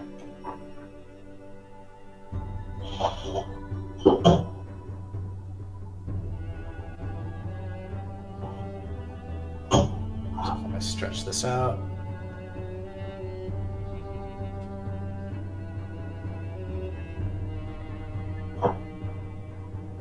Oops, that's not the right one. Hang on. Here's the Kagan Highlands.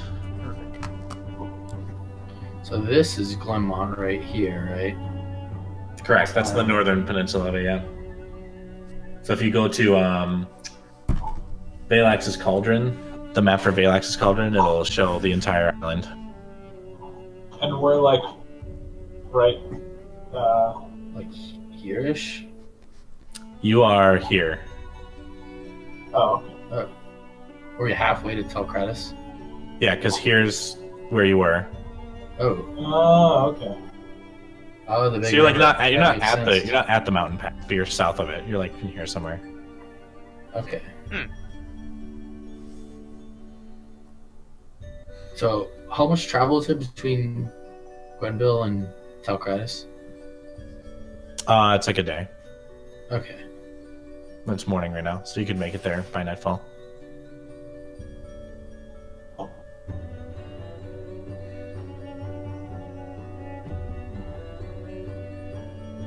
Choose to stop through there or go around. Well, I guess if we decide that maybe taking a boat might not be the worst option, then I guess maybe spending like when we get to Telkratis, you know, trying to find information if there's even a source like that nearby, or like maybe there's a small settlement right on the coast that we could pay to ferry us there if they're heading that direction or something, or just, you know, like Pate said, maybe we could just buy a boat. I don't freaking know. Well, what the boat. so what Yovir told you when he was leaving was that his friend that sends trade to Glenmont is like a boat ferry person. And when he was pointing to your map, the cove that he's at is here, right down Okay, here. so this person ferries with. I thought they like took a weird path like through, but not quite through the cauldron. So I was a little confused. No, it was like, sorry if that wasn't clear. It was that he's like a trader that takes people by boat. Oh, I thought he was like a caravan trader. But he's like sorry, that was probably not super clear. It's like but he doesn't just take like public clients. So if you want because I guess I didn't make that clear enough. If you want, we can retcon the you deciding not to send word. Yovir can give you a like a signed thing saying like he vouches for you if you decide to go there. What do you guys think? I think that would probably be the best. Depending on how much it costs, I would be akin to agree. He did say we can decline when we get there. There's, I think, Yeah, just let's get a quote. Let's Yeah. let's see Get us what the an price is. estimate. they can invoice us. Give us an estimate.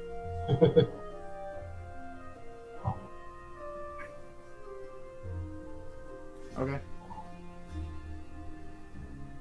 Alex's Cauldron does not sound like the Pixie one. Instead. Yeah, Such I've never awesome. been there. What's the big what's going on? People seem afraid of it. I've only heard one thing, and that was what we heard recently. It's mostly bad.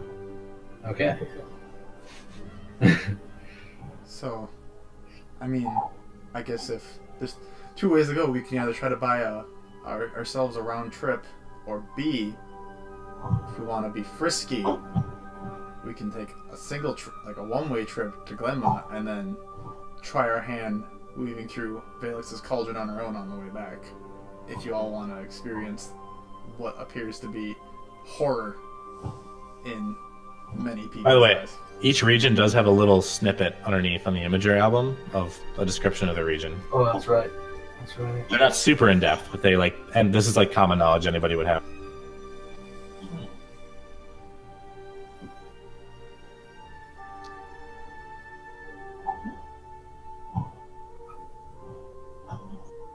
If you go into resources in Discord, click map of Alrond. It's a link.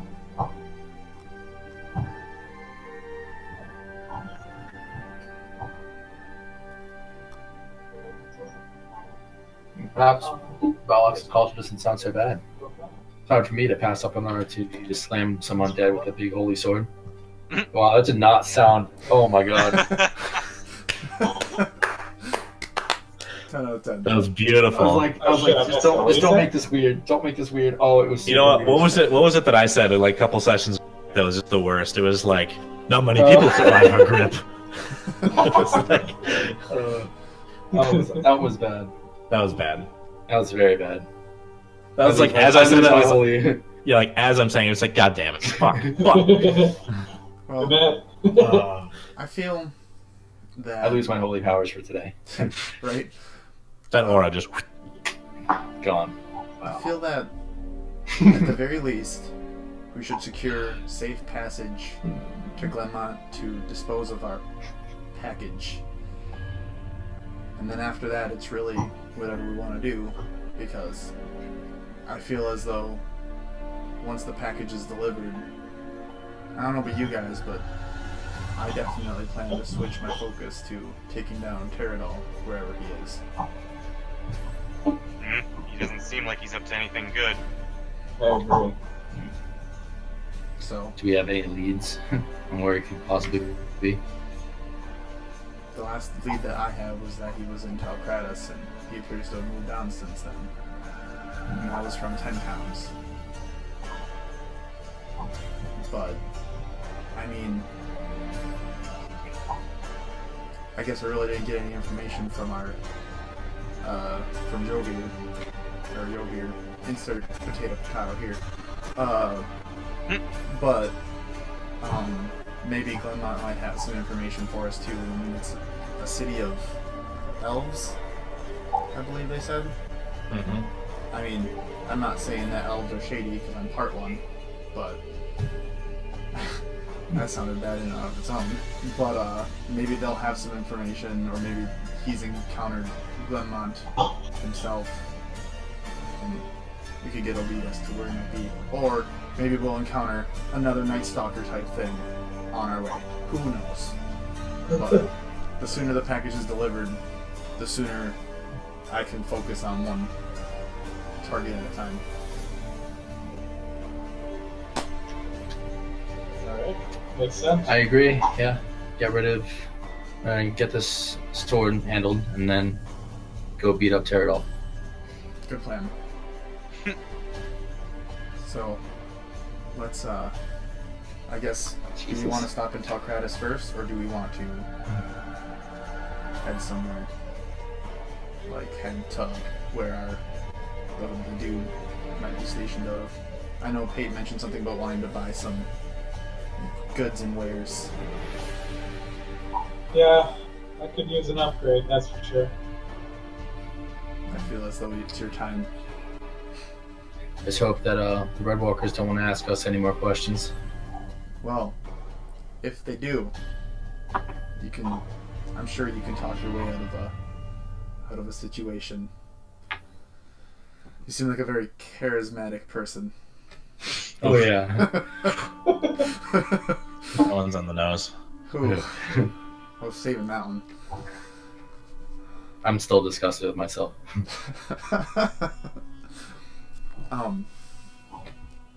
I guess Marleone's on favor of going to Telkratus.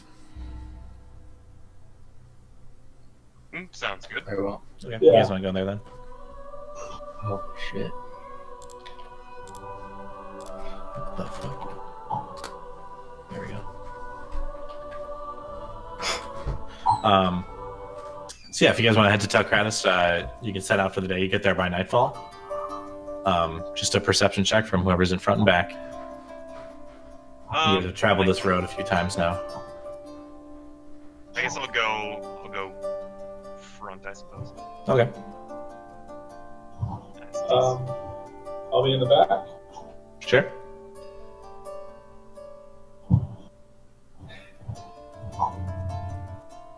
Okay, so yeah, you guys travel the road for the day.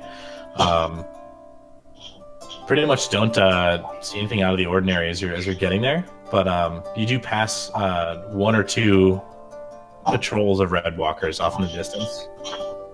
They seem to be a little bit heavier presence than usual as you get closer to Telkratus, and by when the evening comes around, it's a relatively peaceful trip.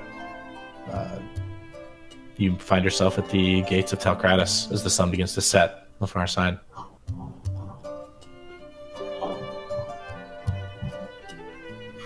All right.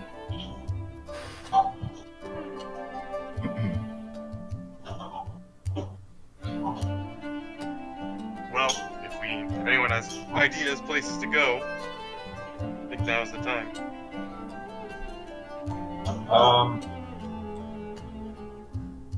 I'm gonna look for a smith.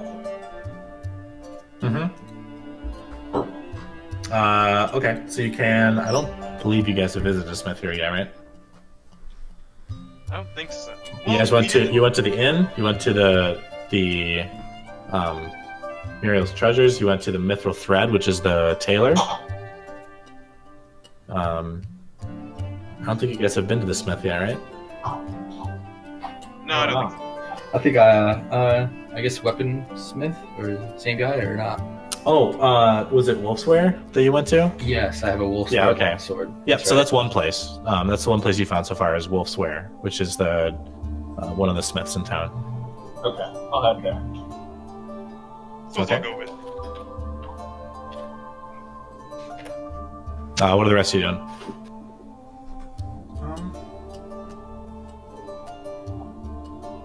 I guess I'll join them, honestly. I need to see if they can maybe seal the box, so... Not long. I'll tag along. Okay, so you all go there. Yes, you make yourself make your way back to Wolfswear Smithy.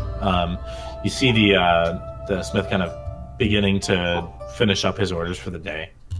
As he sees all of you come in, he recognizes, he kind of nods to Alrond and takes the smith gloves off, puts them down, dusts his hands off, and rinses them in a bucket next to the anvil, and he goes, "What can I do for you tonight?"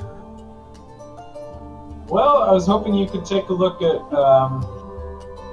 an instrument, of all things, that perhaps you could give a look over and see if there's anything in terms of repairing it you might be able to do. At least to get it looking nice again. I can take a look. Sure. Well, show him the bagpipes. He like, as you like pull out bagpipes and hand them to him, he's like holds them for a moment, like looks at him. Well, I'll be honest, I've never worked with a set of bagpipes before, but these do look like they could use a polishing. I'm not an expert on this, but I can clean them up for you if you want. They're mostly metal. Any idea what kind of metal? Looking at these, you seem to be some kind of brushed silver, but there's something about them that... You notice how light they are? I'm getting I feel like they're almost mithril. They got that blue tinge to them. At that, I'm gonna pull out the set of kind of busted up mithril gloves I have. And Was it gloves or was it a helmet? I remember you picking up a helmet. Cracked mithril helmet. It's a helmet. Okay. I can't believe I remembered that. I can't even remember characters' names, and I remember. Yeah. That's one you picked up from the smith at Igdon, I'm pretty sure. I think this was Luke in the mountain. That's right, way up north. Yeah. Yeah, so you want to hand that up to him? Yeah. He takes a look and he goes... might be the same. And he looks at it and he goes, wow, this is some ornate shit. And he kind of like puts it down on the table next to the bagpipes and he goes, yeah, definitely some sort of mithril alloy. It's typically used by enchanters. It's a very malleable material when it comes to arcane energy being infused into it, but it's also incredibly resilient, which makes it hard to work with. But if you're able to, you can make some of the most durable gear out there. You looking to get this repaired? If you think you're up to the job, absolutely. It'll take some time. I don't have the forge running hot enough tonight for me to melt this and get it back in a malleable form, but I can work on it tomorrow and see how far I get. I don't have a lot of mithril, however. It's rather costly. So, are you just looking? Well, it depends. Do you want this to be just a superficial fix, so it looks nice and can be presentable? That'll be a lot cheaper than getting it to be battle ready again. We're talking about the helmet, right? Yeah. Okay. Well, How much mithril? yeah. How much mithril, quantity-wise, are we talking about here? I'm gonna need probably, for this kind of crack, I'll need almost an entire ingot, which usually is about 3% refinery percentage from a clump of ore. If I can acquire that, if there's anybody in town I will source, that'll be about 150 to get the ore, and then I throw in labor, probably another 30 or 40. Nice. You pay for it? For what? But if you provide the material, it'd be a lot cheaper. How much total is it? 160 or? Instead of what, 150 for sourcing the material, and then another 40 for labor.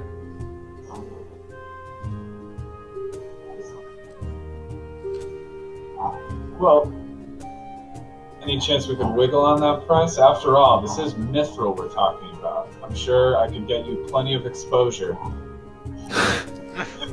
Exposure. Exposure? What kind of channels do you have? I could use. Well, I'll have you know. I do know Soren the Wizard. Oh god. As do I. I contract all of the Red Walker's swords. Yeah, he's a good guy. I'll kind of grumble away and pull out my pocketbook.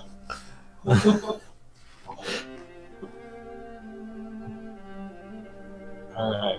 Yeah. So let's get the. You don't have any mithril material though, do you?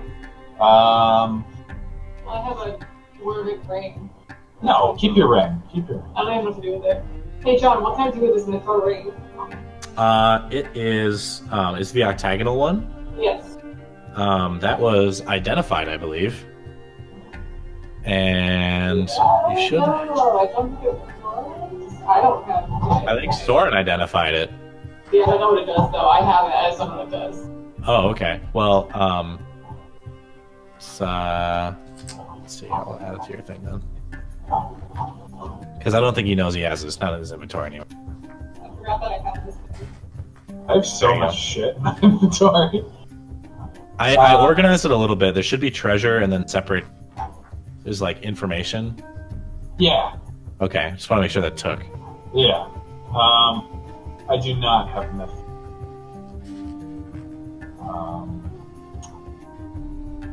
I grabbed a bunch of steel rings when we were looting that. That was up north, yeah. That's just regular. I thought you picked up some mithril when you were in the smith for I'm pretty sure he did. That sounds very yeah. familiar. when you guys went to fucking what's his name? Hang on. You went to Dengir Torbolus's smith, the guy that was one of the dwarves that was killed by the Night Stalker, or the dwarf, the smith in Oh, yeah. Udan. You went to his place and there was like broken open crates, and you found a mithril ore.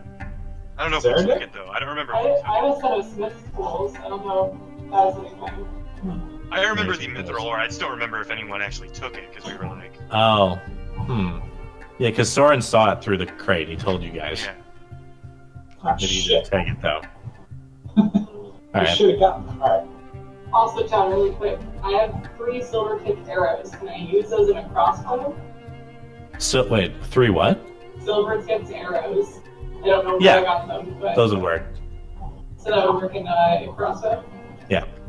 Okay. For simplicity's sake, I'd say like fuck like crossbow compared to normal bow ammunition. Okay. Yeah. I think none of you use a normal bow though. I think it's everybody uses a crossbow. Alright, I'm gonna shell out the cash. Okay. While we're at this, can I see your wares? Perhaps we can strike a deal. Sure. What are you looking for exactly? Do you have any chest pieces, or I need some sturdier armor? I've got some smaller chest pieces that might fit you. Dwarf sized, but on the smaller end. You're looking for a chain shirt. You're looking for full plate. What's your menu? Preferably something light. I can use the light armor. Yeah. If I could see your finest light armor. Sure. Well, I usually do metal work, but I do have a few pieces of studded leather on site if you'd like to look. And he kind of like turns around and like opens up this sliding kind of like wardrobe, and he pulls out 2 pieces of what seem to be like leather studded armor, and he kind of lays them out on the table. They both have the Wolfswear emblem kind of like emblazoned on them, on the pauldron, and he goes, "These are all sourced here in the Kagan Highlands. These are leathers that have been brought from the big quarry out in Igdan. Pretty much solid materials. I try to be efficient about the use of my materials, so while you probably could find some more master crafted items there, these are your bread and butter. And while, like I said, typically I do metalworking, so these are a bit dusty, so I can knock a few crowns off the price if you wish. But if you're looking at the normal leather, and he puts his hand like to the left, he goes, just looking at some normal, it's not any more than 10, 15 gold. But if you're looking at something a little more protective, it kind of protects against stab wounds, can reflect a few arrows, this is going to run about probably 40 to 45 for the set. And is that a package price going in with the mithril order I'm throwing in? You're saying I'm In confused. doing the mithril deal, possibly, can work with me a little bit on price.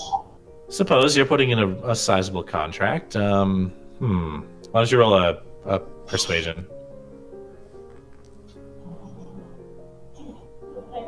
This is that moment where like you're bargaining in a game, and like you're about to say the price, but he's just like staring at you, waiting for the response.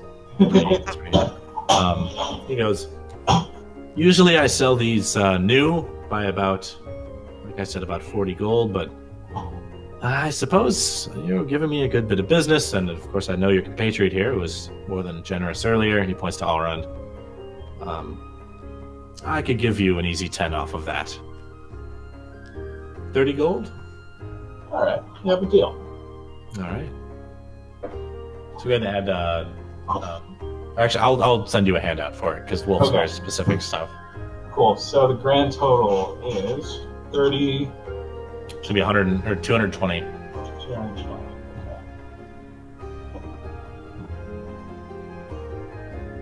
And that's including the cleaning the bagpipes. Okay, cool. Because so basically what he said is that he doesn't know how to fix them if they're broken, but he can clean them up.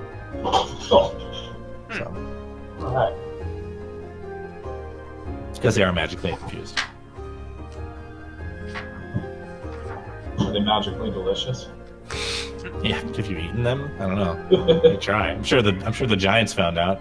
I feel like if they were, they wouldn't have given them back. Exactly. Should get get more water.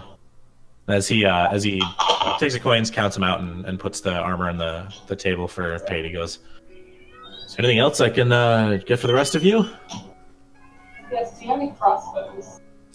Crossbows. I'm not particularly versed in ranged weaponry, but there is a skilled Fletcher. Are you you staying here for the next day or so? Are we staying for the next day or so? I think I need to. Yeah. My order. Okay. There's a skilled Fletcher in the council chambers that is making all the hunting equipment for any of the hunters here, and I'm sure they can build you any sort of ammunition or crossbow that you wish.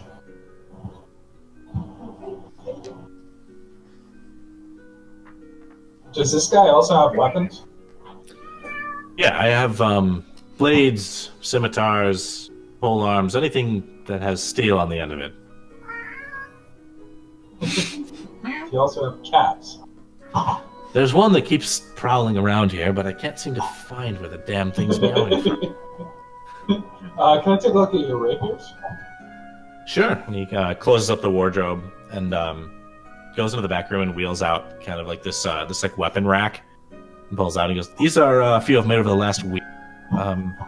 Looking for something lighter end, but in the heftier end." You can see most of them have this this design similar to the popular Red Walker swords. They're the straight edge, no blade protector, no shaft, and then just the straight edge sword that's cut diagonally on the end. Even the rapiers kind of emulate that shape, but they're almost just a wider sword with a very, very small guard on them. I'm gonna show him my standard rapier that I have. Anything you can do better with this? Well, to be honest, it would probably cost you just as much for me to refit this as it would for you to get a new one. If you're looking for something a little nicer. And he goes, "Let me show you." And he takes your rapier and he puts his finger right underneath where the blade guard meets the handle. And he balances it. And you see it just tips forward off and falls off his hand. And he goes, "This is the one thing a rapier is supposed to be good for." Now, he just takes the rapier out of his weapon, the weapon cabinet, and flings it up and puts it on his finger. You see where the blade guard would be. He just balances it on his finger and just twirls it very slowly with the other hand. And it just spins in place in his hand. He kind of grabs it and hands it handle first to you. He kind of lets you feel the weight and kind of to toy with it a bit. And he goes, "You'll never find a blade more balanced than the ones from here. These, like I said, these are the contracted blades that I put out for Red Walkers, and they demand the highest quality. These are what I'm most proud of. As I'm sure your friend," and he points to Alrond again, can attest to if you've been able to use that sword I gave you." Opportunity hasn't arisen yet, but I'm sure it will come one day. John, in terms of stats, are these way better or They're not they're still a standard smith weapon. Yeah. but they do come with an additional so basically like the higher price and the higher quality ones that he makes, you get more stuff added on. Oh, So okay. Ken went with one that's like a little higher quality than normal, and basically if Ken gets disarmed with that sword on his next turn, it doesn't cost him an action to pick it back up. That's cool. But that was just like one level above. How much for like 2 levels above? Well, it depends what you're looking for. You're looking for something that's easy to hold on to, something that's not going to dull as easily and will always remain sharp. Is there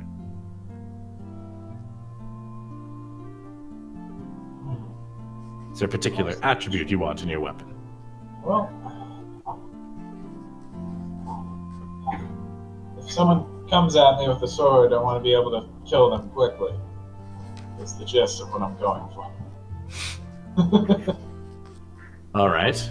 So you want something that's I'm assuming you don't commonly fight hand to hand.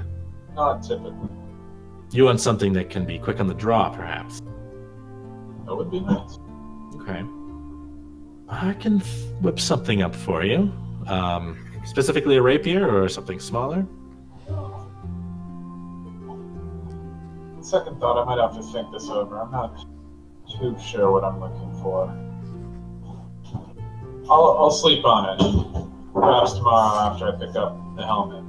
Of course. I have a lot of different steel weapons on site, so I shouldn't have to really look far to get you what you need. Sounds good. As for the rest of you,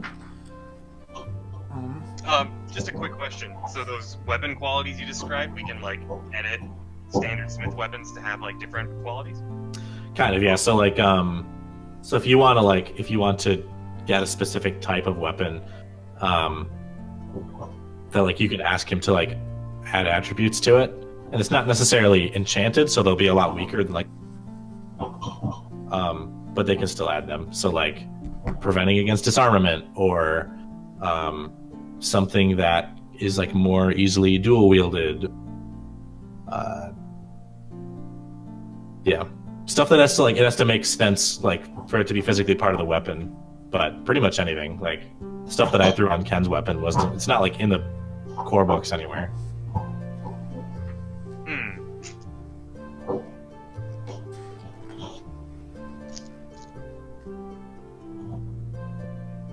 That's an interesting thought. I guess after Pate is kind of either walks away or is done talking, Marleone is going to Yeah. pull off of his back the box that he has and ask, Can you guys hear us? Yeah. What's up? We keep dropping. Oh shit. Yeah, your video's disappeared.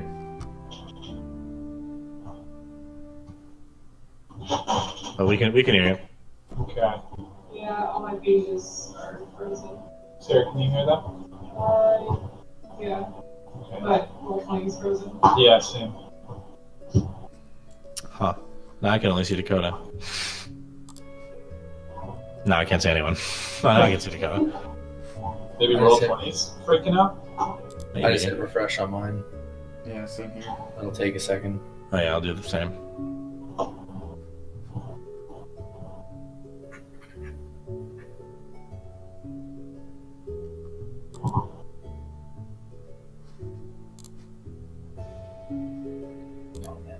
Yeah, I think Roll20's having issues, Alright. which I guess isn't that big of a deal. I mean, There shouldn't be too much. It's just pretty much for rolls if you need anything at this point. right. Um, Close it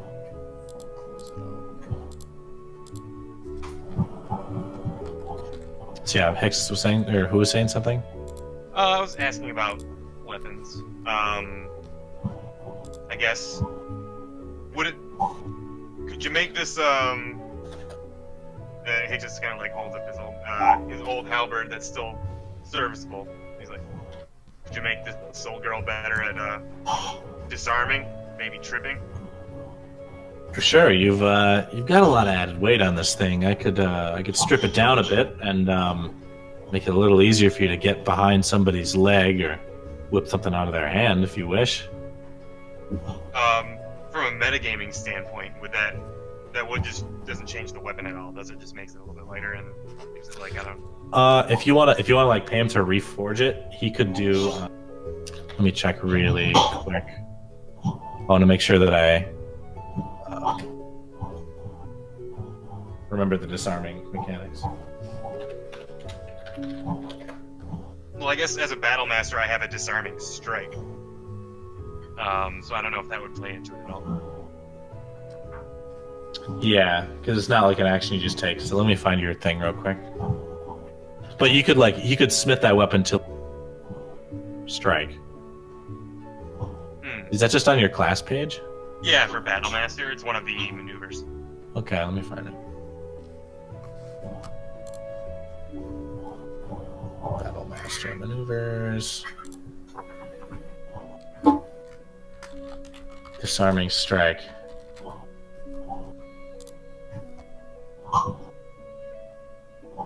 Okay, yeah. It would come with a stat that would enhance that. Okay. Just one, probably disarm or trip. Wait, is it disarm or trip is what the thing is? Well, I guess there's two different ones. Like, there's multiple maneuvers, and one of them is disarming strike. One of them is trip attack. There's another one that's precision attack. One I have that's helps that you can push people back up to 15 feet. I would say pick one unless you want to like go all out. Yeah, I just don't know how you'd make a disarming, tripping, pushing, precision halberd. Yeah, Without that would be more like getting a custom weapon kind of like. Yeah, it's getting into the exotic weapon category. Yeah. So yeah, if you want to like try and enhance one of these, that'd be something. Because like when if you found like somebody who's a master level smith, this dude's good, but like he's just got a lot of unique experience instead of being like a legend at smithing. Mm-hmm. So yeah, I would say disarming, trip attack, or the push. One of those you could enhance. Okay, let's go trip. Okay. Solid choice. Sure. So if you're looking to enhance your pole arm, let me find it here. Or it's technically a halberd, right? Mm-hmm.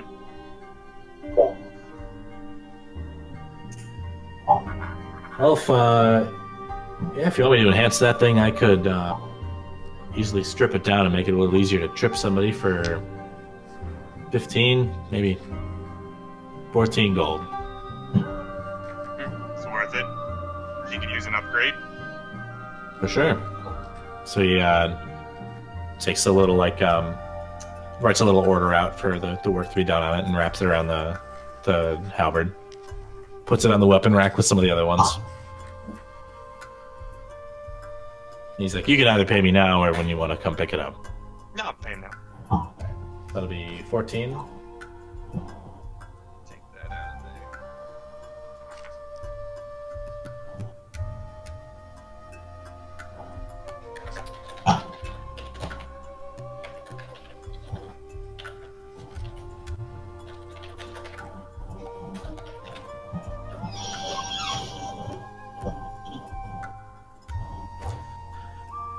All right, well, it's nice to have so much business this late at night. Usually people are filing out at this time. Is there anything else I can do for all of you? Where would I go to buy some supplies, like alchemist fire and stuff, if that's available? Like magic supplies? Yeah. If you're looking for anything like that, you're going to want to head over to Honest Illusions, which is going to be just on your way out of town. It's a magic supply shop, illusory store, things like that. Typically it doesn't get a lot of traction around these parts, but never know what they may have in there. Sounds like a great place to go.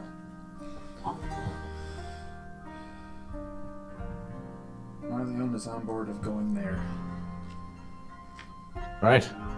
Well, if there's nothing else, I'm gonna kind of queue up these orders for tonight, and first thing tomorrow morning, they get worked on. You'll probably have to take me all day to get through these, so come back tomorrow night, and I should have everything you guys need. Sounds like a plan. All right. All right. Thank you again for your business. He kind of like gathers up the orders and puts them in a little booklet in front of the counter. Time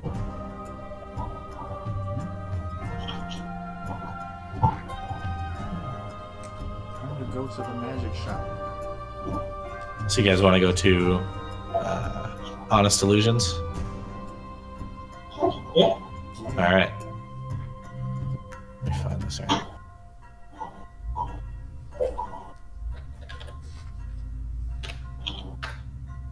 All right, so you guys head back to the gate. At this point, the sun is set and it's starting to get dark out.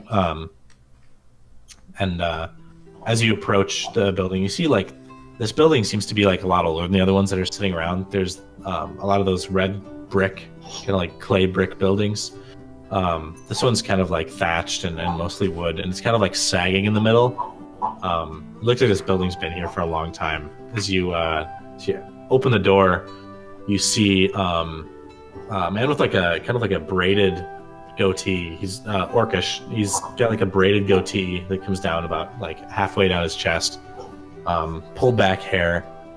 He's wearing this nice, like elegant purple robe as he's on a step stool, kind of rearranging some bottles on a shelf. And he hears you come in and he goes, "Welcome, welcome. What can I do for you here at Honest Illusions?" He kind of like makes this like grandiose hand gesture in front of you, and like little like sparkles come out of his hands. And it's like Verna, like watching him do this, he's like super amateur prestidigitation in front of you, just like that's it. Okay. Do you have any alchemist clothing? If I look in his wares, I'll find out.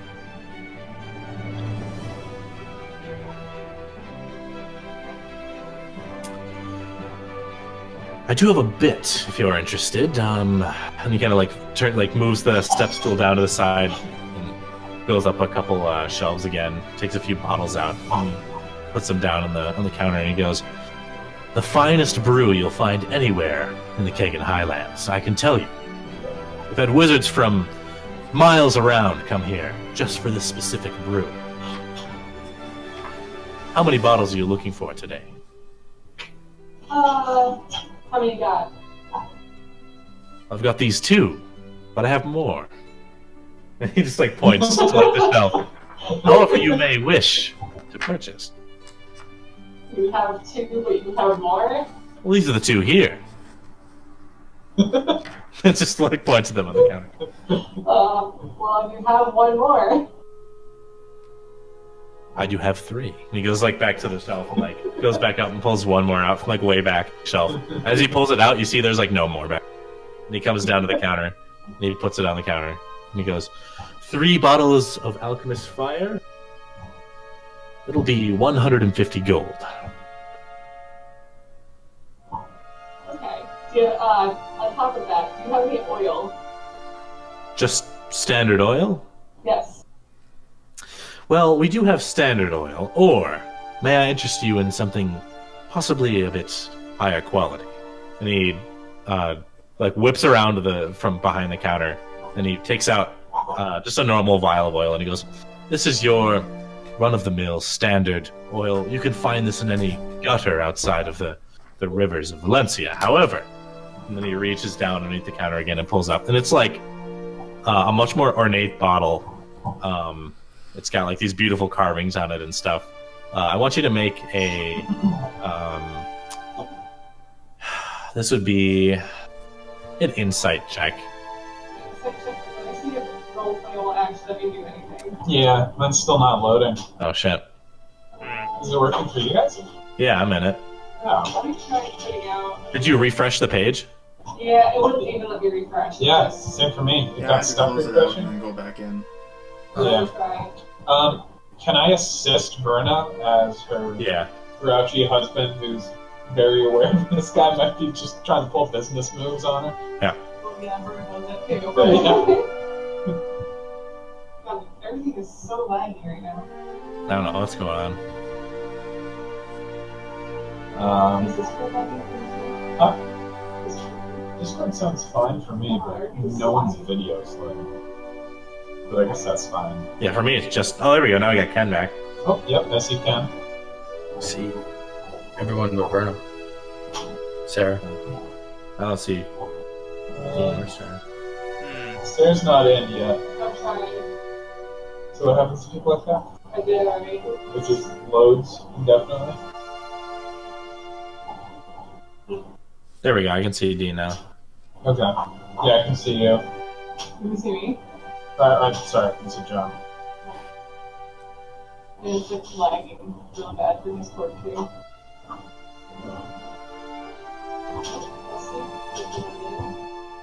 Is your antenna in? Yeah, sorry. No,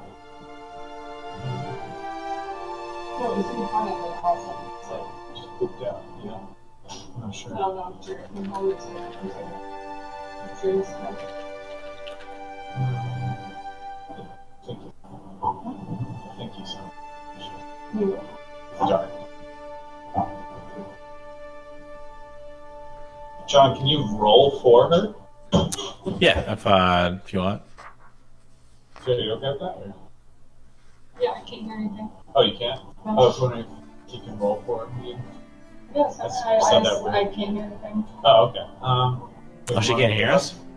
Nah, she got lagged out. Shit. Yeah, I'm basically. I am. Rip. There we go. Can you hear us now? No, I don't think she can. Oh, wait, now I can hear you. Can you hear us? Yeah. Okay, cool. But Roll20 is not loading. Okay. Oh, wait. Oh my god, is it actually loading? Back in business? Hey. Hey. Oh my god, okay, finally. Okay, what am I doing? I forgot. Insight check with advantage because Pate's helping you. So what would I do for advantage then? So it'll either auto roll twice and then take the highest, or it'll ask you for advantage. Yeah. So, But basically, you roll twice and you take the highest roll. So this is kind of advantage then for that? Hey. Okay. As he places these oil flasks on the counter, they're the same oil in each one. One of them is just a fancier bottle. And as he takes the fancy one, he goes, "This was imported from the far reaches of Alrond. Oh, what's it now? A unique type of oil. It is the most flammable, the most lubricating, any kind of desire this oil to fill can do it. Much better than the filth you find in the common shelves these days." And he kind of pushes the other one aside. I think I'm okay. I'll take the normal stuff. I assure you, I can even give you a discount on the premium product if you wish.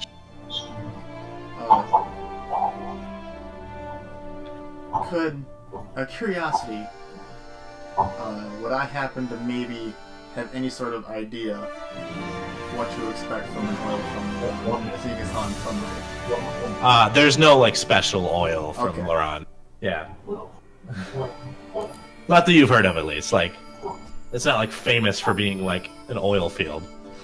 That would be so bad. So as he just keeps like pushing the normal one aside and like pushes the fancy one forward. He's like, "I can give you a friend's discount on the premium oil products if you wish. Usually these run for 2 gold each, but I can sell you this for no more than a gold." No, it counts as regular stuff. 70 silver. Or 7 silver, not 70. No. And he kind of looks at you and goes, just pushes, like, puts the other one below, like, makes, like, just, like, below brow eye contact with both of you, puts the oil flash forward, and he goes, "It's 3 copper." Two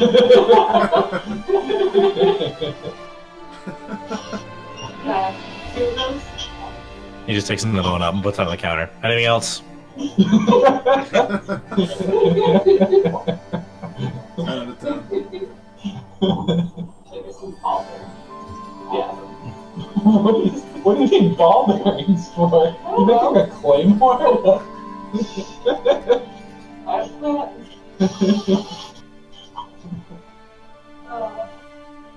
Landmine in Verna. Do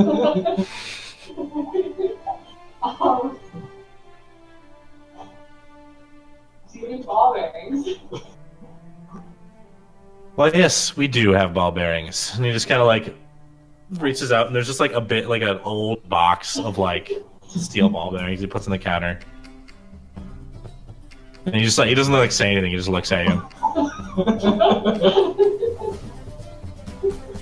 Oh, yeah. So how many do you want? What do you have? I got this. It's a box. I'll take the box. And he just like, it's like, I would say this is probably like 1,000 ball bearings in this box. He pushes it forward.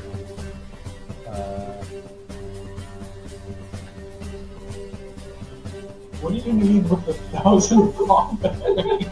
Don't worry about He it. pushes it forward and he just goes, it's like gold for the 1,000. I'll take half. You're never gonna take a whole box. No. So you take 500. So that'll be 5 silver. Because it's a 10-to-1 ratio for each. That's it. That's all I need. And he goes, he looks at the rest of the party and he kind of like livens up and he goes, is there anything I can get for the rest of you? What do you have as far as magical cloaks or something along those lines? You've come to the right place, my friend. Magical items are my specialty. Now, and he pushes like the ball bearings like onto the floor and he walks like past you and kind of beckons you to follow him the backside of the shop. You see he whips open this like large curtain and there's like all these gorgeous looking like robes, and there's like they're all behind this glass case, like a circlet with like gems inlaid into it, and all these like fanciful looking items behind this glass case. And he goes, is there a specific type of cloak you're looking for? I have ones that can make you turn to shadow, ones that can set your enemies alight for becoming too close to you.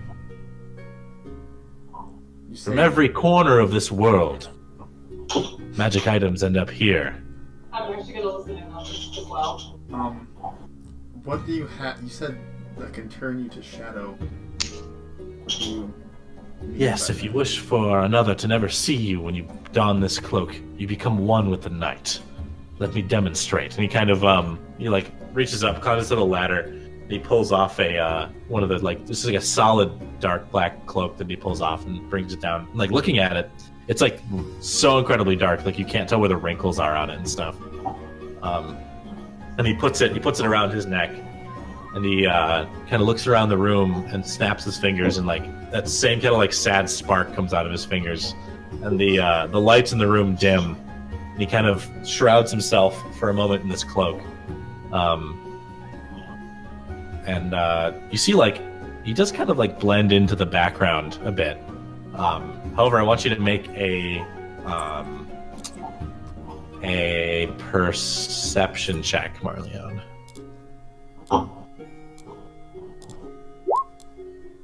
You see, as he puts the cloak around it, he does begin to like almost vanish into just kind of casting. However, as he does so, you see his hand making motions to the side of him as he like does so, and from that like emanates this almost like invisible sheen that covers him over the cloak. And nothing's visible but his face, kind of like disembodied in front of you. And he just kind of like nods. And he's like, impressive, is it not? And kind of like takes it off. Yes, that was definitely interesting. What do you have? Okay, I'm looking for.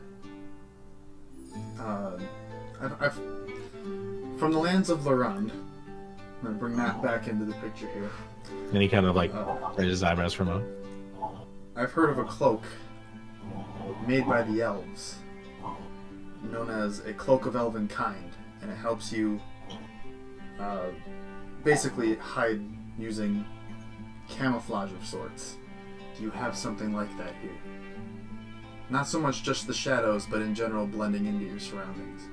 Something to help you blend into any environment. Yes. I'm not sure of the cloak you speak of, but I have one that does what you speak of. Now, he kind of puts this one back up on the shelf, and he pulls another one down and kind of unfurls it, and it's got like a similar design, but it's like a greener kind of blue color to it. And he puts it around his neck once more, and he goes, he snaps, and the lights kind of come back up in the room. He puts a finger up for a moment and goes into the back room, and you see him a potted plant. And he kind of pulls it out into the middle of the room. He goes, and then stands behind the potted plant. And as he kind of wraps the cloak around him once more, he puts the hood up. You see that same hand motion that he makes next to himself, and it kind of begins to blend in with the green, kind of matching the wall a bit, with his face unobscured. And he goes, "This cloak can be yours. While it is made by the elves, I'm not sure it's the one you're describing, but this cloak could be yours for nothing more than 1,500 gold. Jesus. Being able to disappear on sight? It's a power of the gods." I'm gonna start playing my bagpipes. Pate pulls out the... Well, no, you left them at the shop. You don't have them. Oh shit! Oh, wait, never mind. Yeah. That's a bit steep for what I'm looking for. How about for footwear? I want the ability to climb walls while not having to use my hands. You want to be able to scale a wall like a spider. Yes. I do have something for this as well. He takes the cloak off and puts it back on the... shuffles over to a different shelf in the room, brings you all with him. As he walks over there, you see him come face to face with an older gentleman, who's he's human, and he's got like a book in his hand, like in one hand, and he's looking up, and he makes eye contact with this guy, and he kind of like the shopkeep kind of like freezes in his place and like looks at you and looks back at this guy. And the guy closes the book in front of him, and he goes, "What in the hell have I told you about being? Get the fuck out of here!" And he starts walking towards him, and like shuffles past you guys, kind of like rifles past both of you. And you see him like storming after him as he chases this guy out the door. The human gentleman stands in the door again and just goes, turns back towards all of you, and he goes, "I'm so terribly sorry. This is like the third time. I need to get a goddamn lock for this door. I'm sorry. Is there something I can help you with? I'm sorry, I didn't hear you come in." Do you happen to have... Because... Wait a second. You didn't give him money, did you? Not yet. I'm paying it. Oh, you didn't pay me? I didn't officially finish. Thank God. I'm sorry. I'm The lock broke on my shop a few weeks ago, and this gentleman has decided to try to become a sales associate of my shop. What? And he goes over to the counter, like where he set up all. He goes, "All right, well, at least this is real. You were looking for Alchemist Fighter. I don't know why this oil is in my healing potion bottle." Takes the oil and just like pours it out on the floor, pushes that over there. And I don't know who poured 500 ball bearings on the floor down here, but great, this is something I have to clean up too. I'm sorry, please take these, and he pushes them forward on the counter, and he goes, "These are for your trouble. Please just don't tell anybody about this happening. It's rather embarrassing. I'm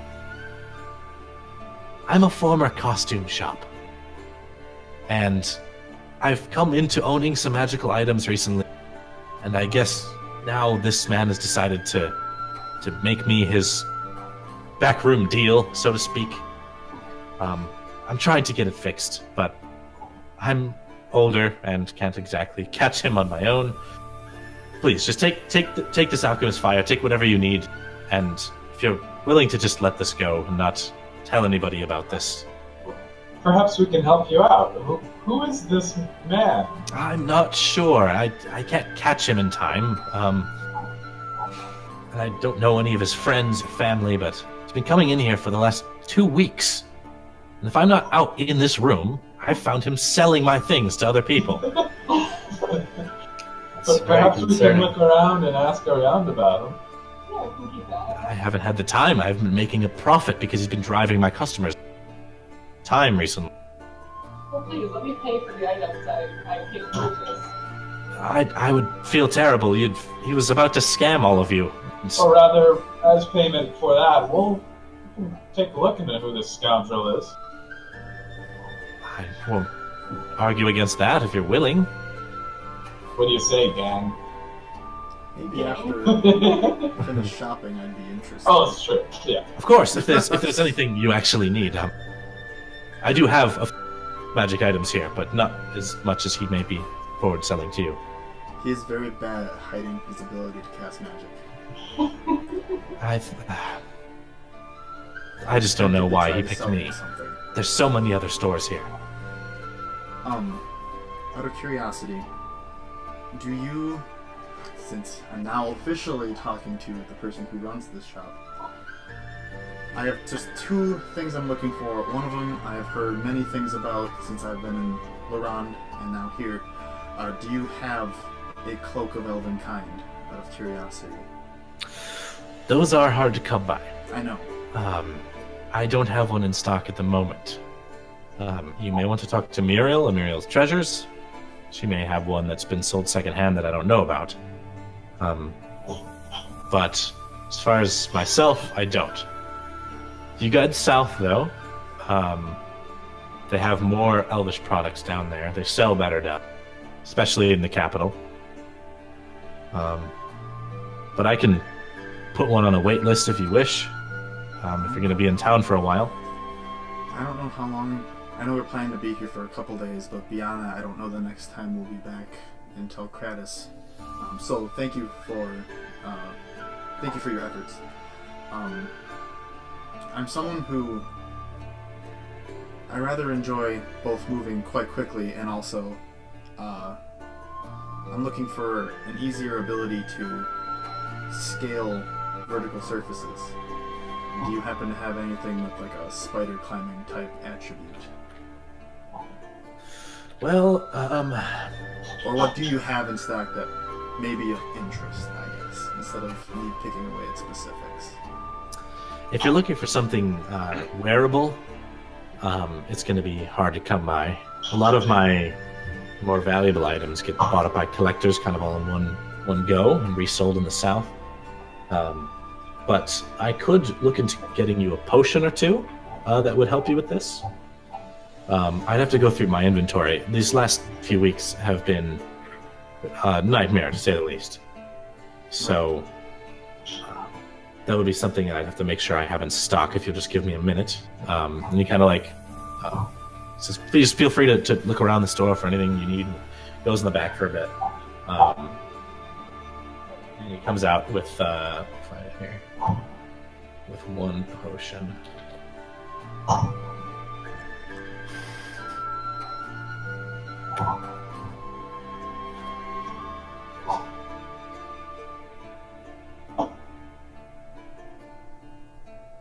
Okay, he comes out and he goes, I did have one left. Spider climbing potion will allow you to kind of grow this, I'll admit, not exactly pleasant, but effective coating to your hands and feet. For a limited amount of time, it allows you to stick rather well to surfaces, and climb up the walls, ceiling, anywhere you wish to go. I just have the one bottle, though, unfortunately. That's understandable. How much would that cost me? This one's going to run about 160.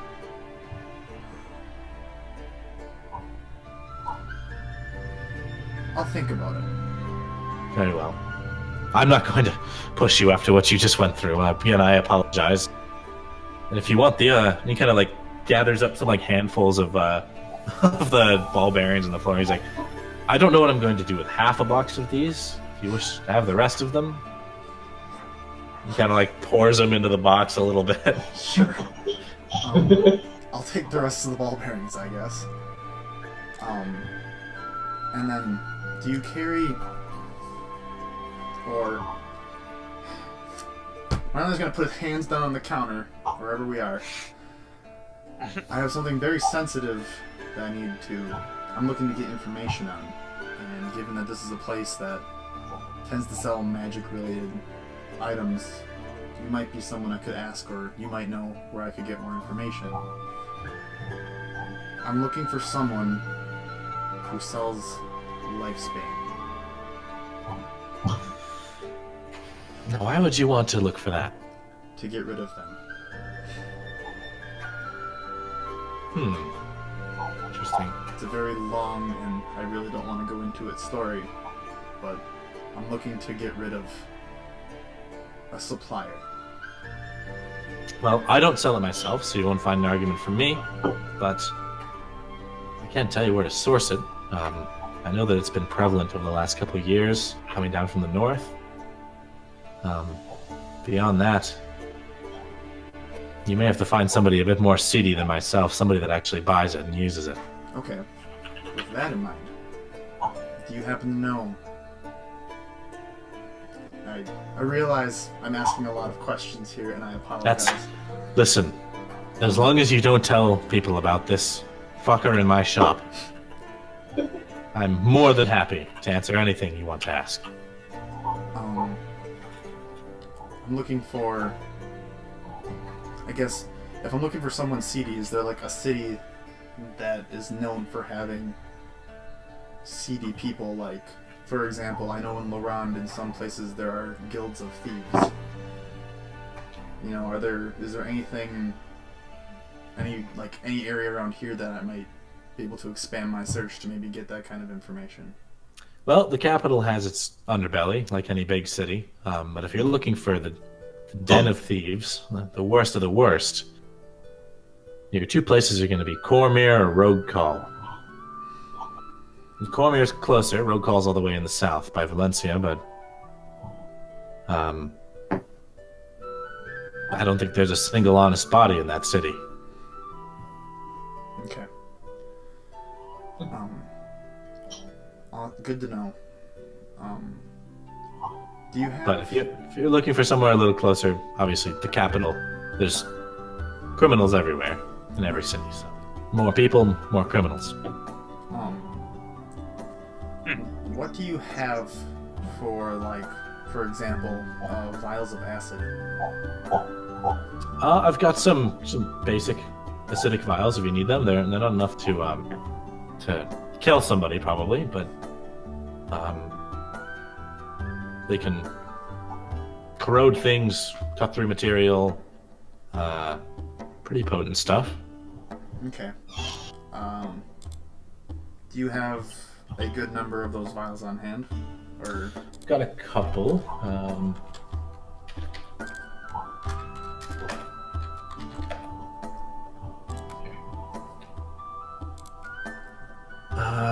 I do have about 4 of them on stock right now.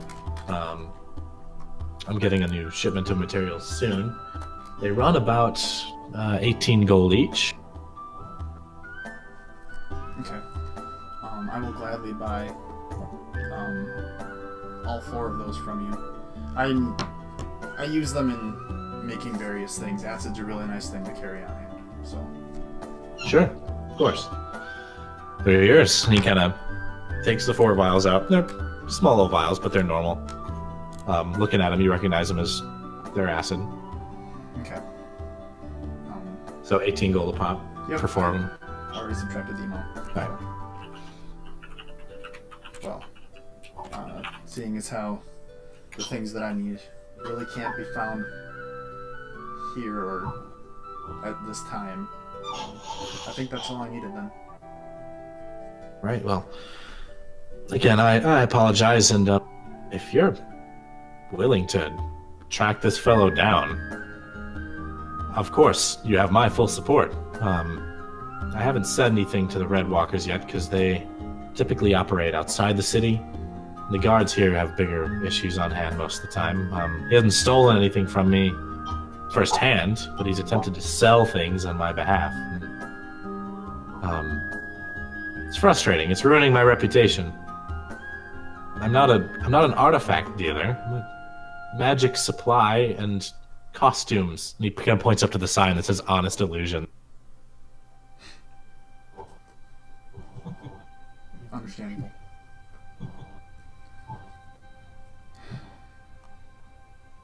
Thank you.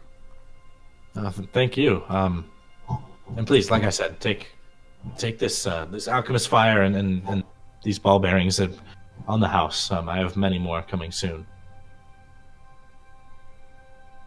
Do you have any information before we go about who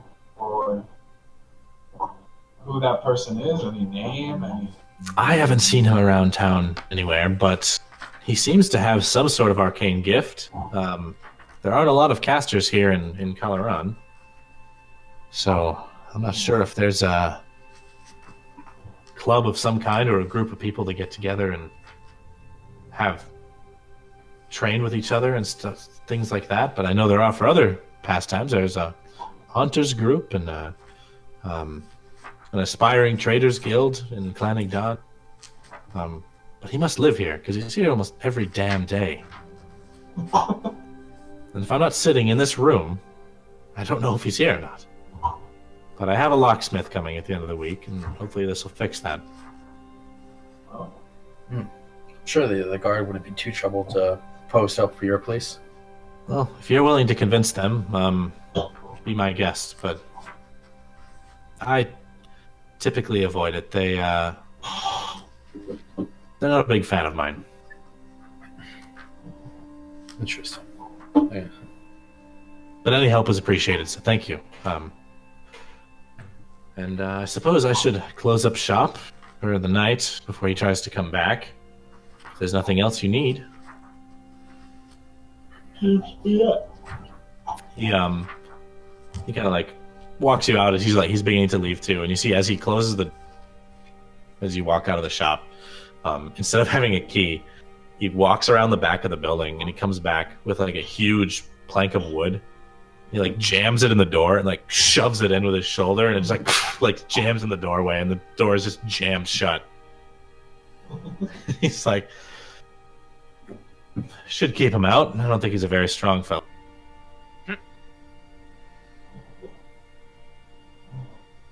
He kind of bows to you and goes, "Sorry again. You know where to find me if you need anything."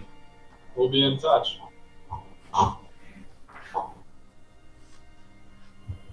All right, so you guys are left out in the street of Talcratis after doing a little bit of shopping. We'll probably end it there for tonight. Yeah. Okay. Fucking shop guy's hilarious.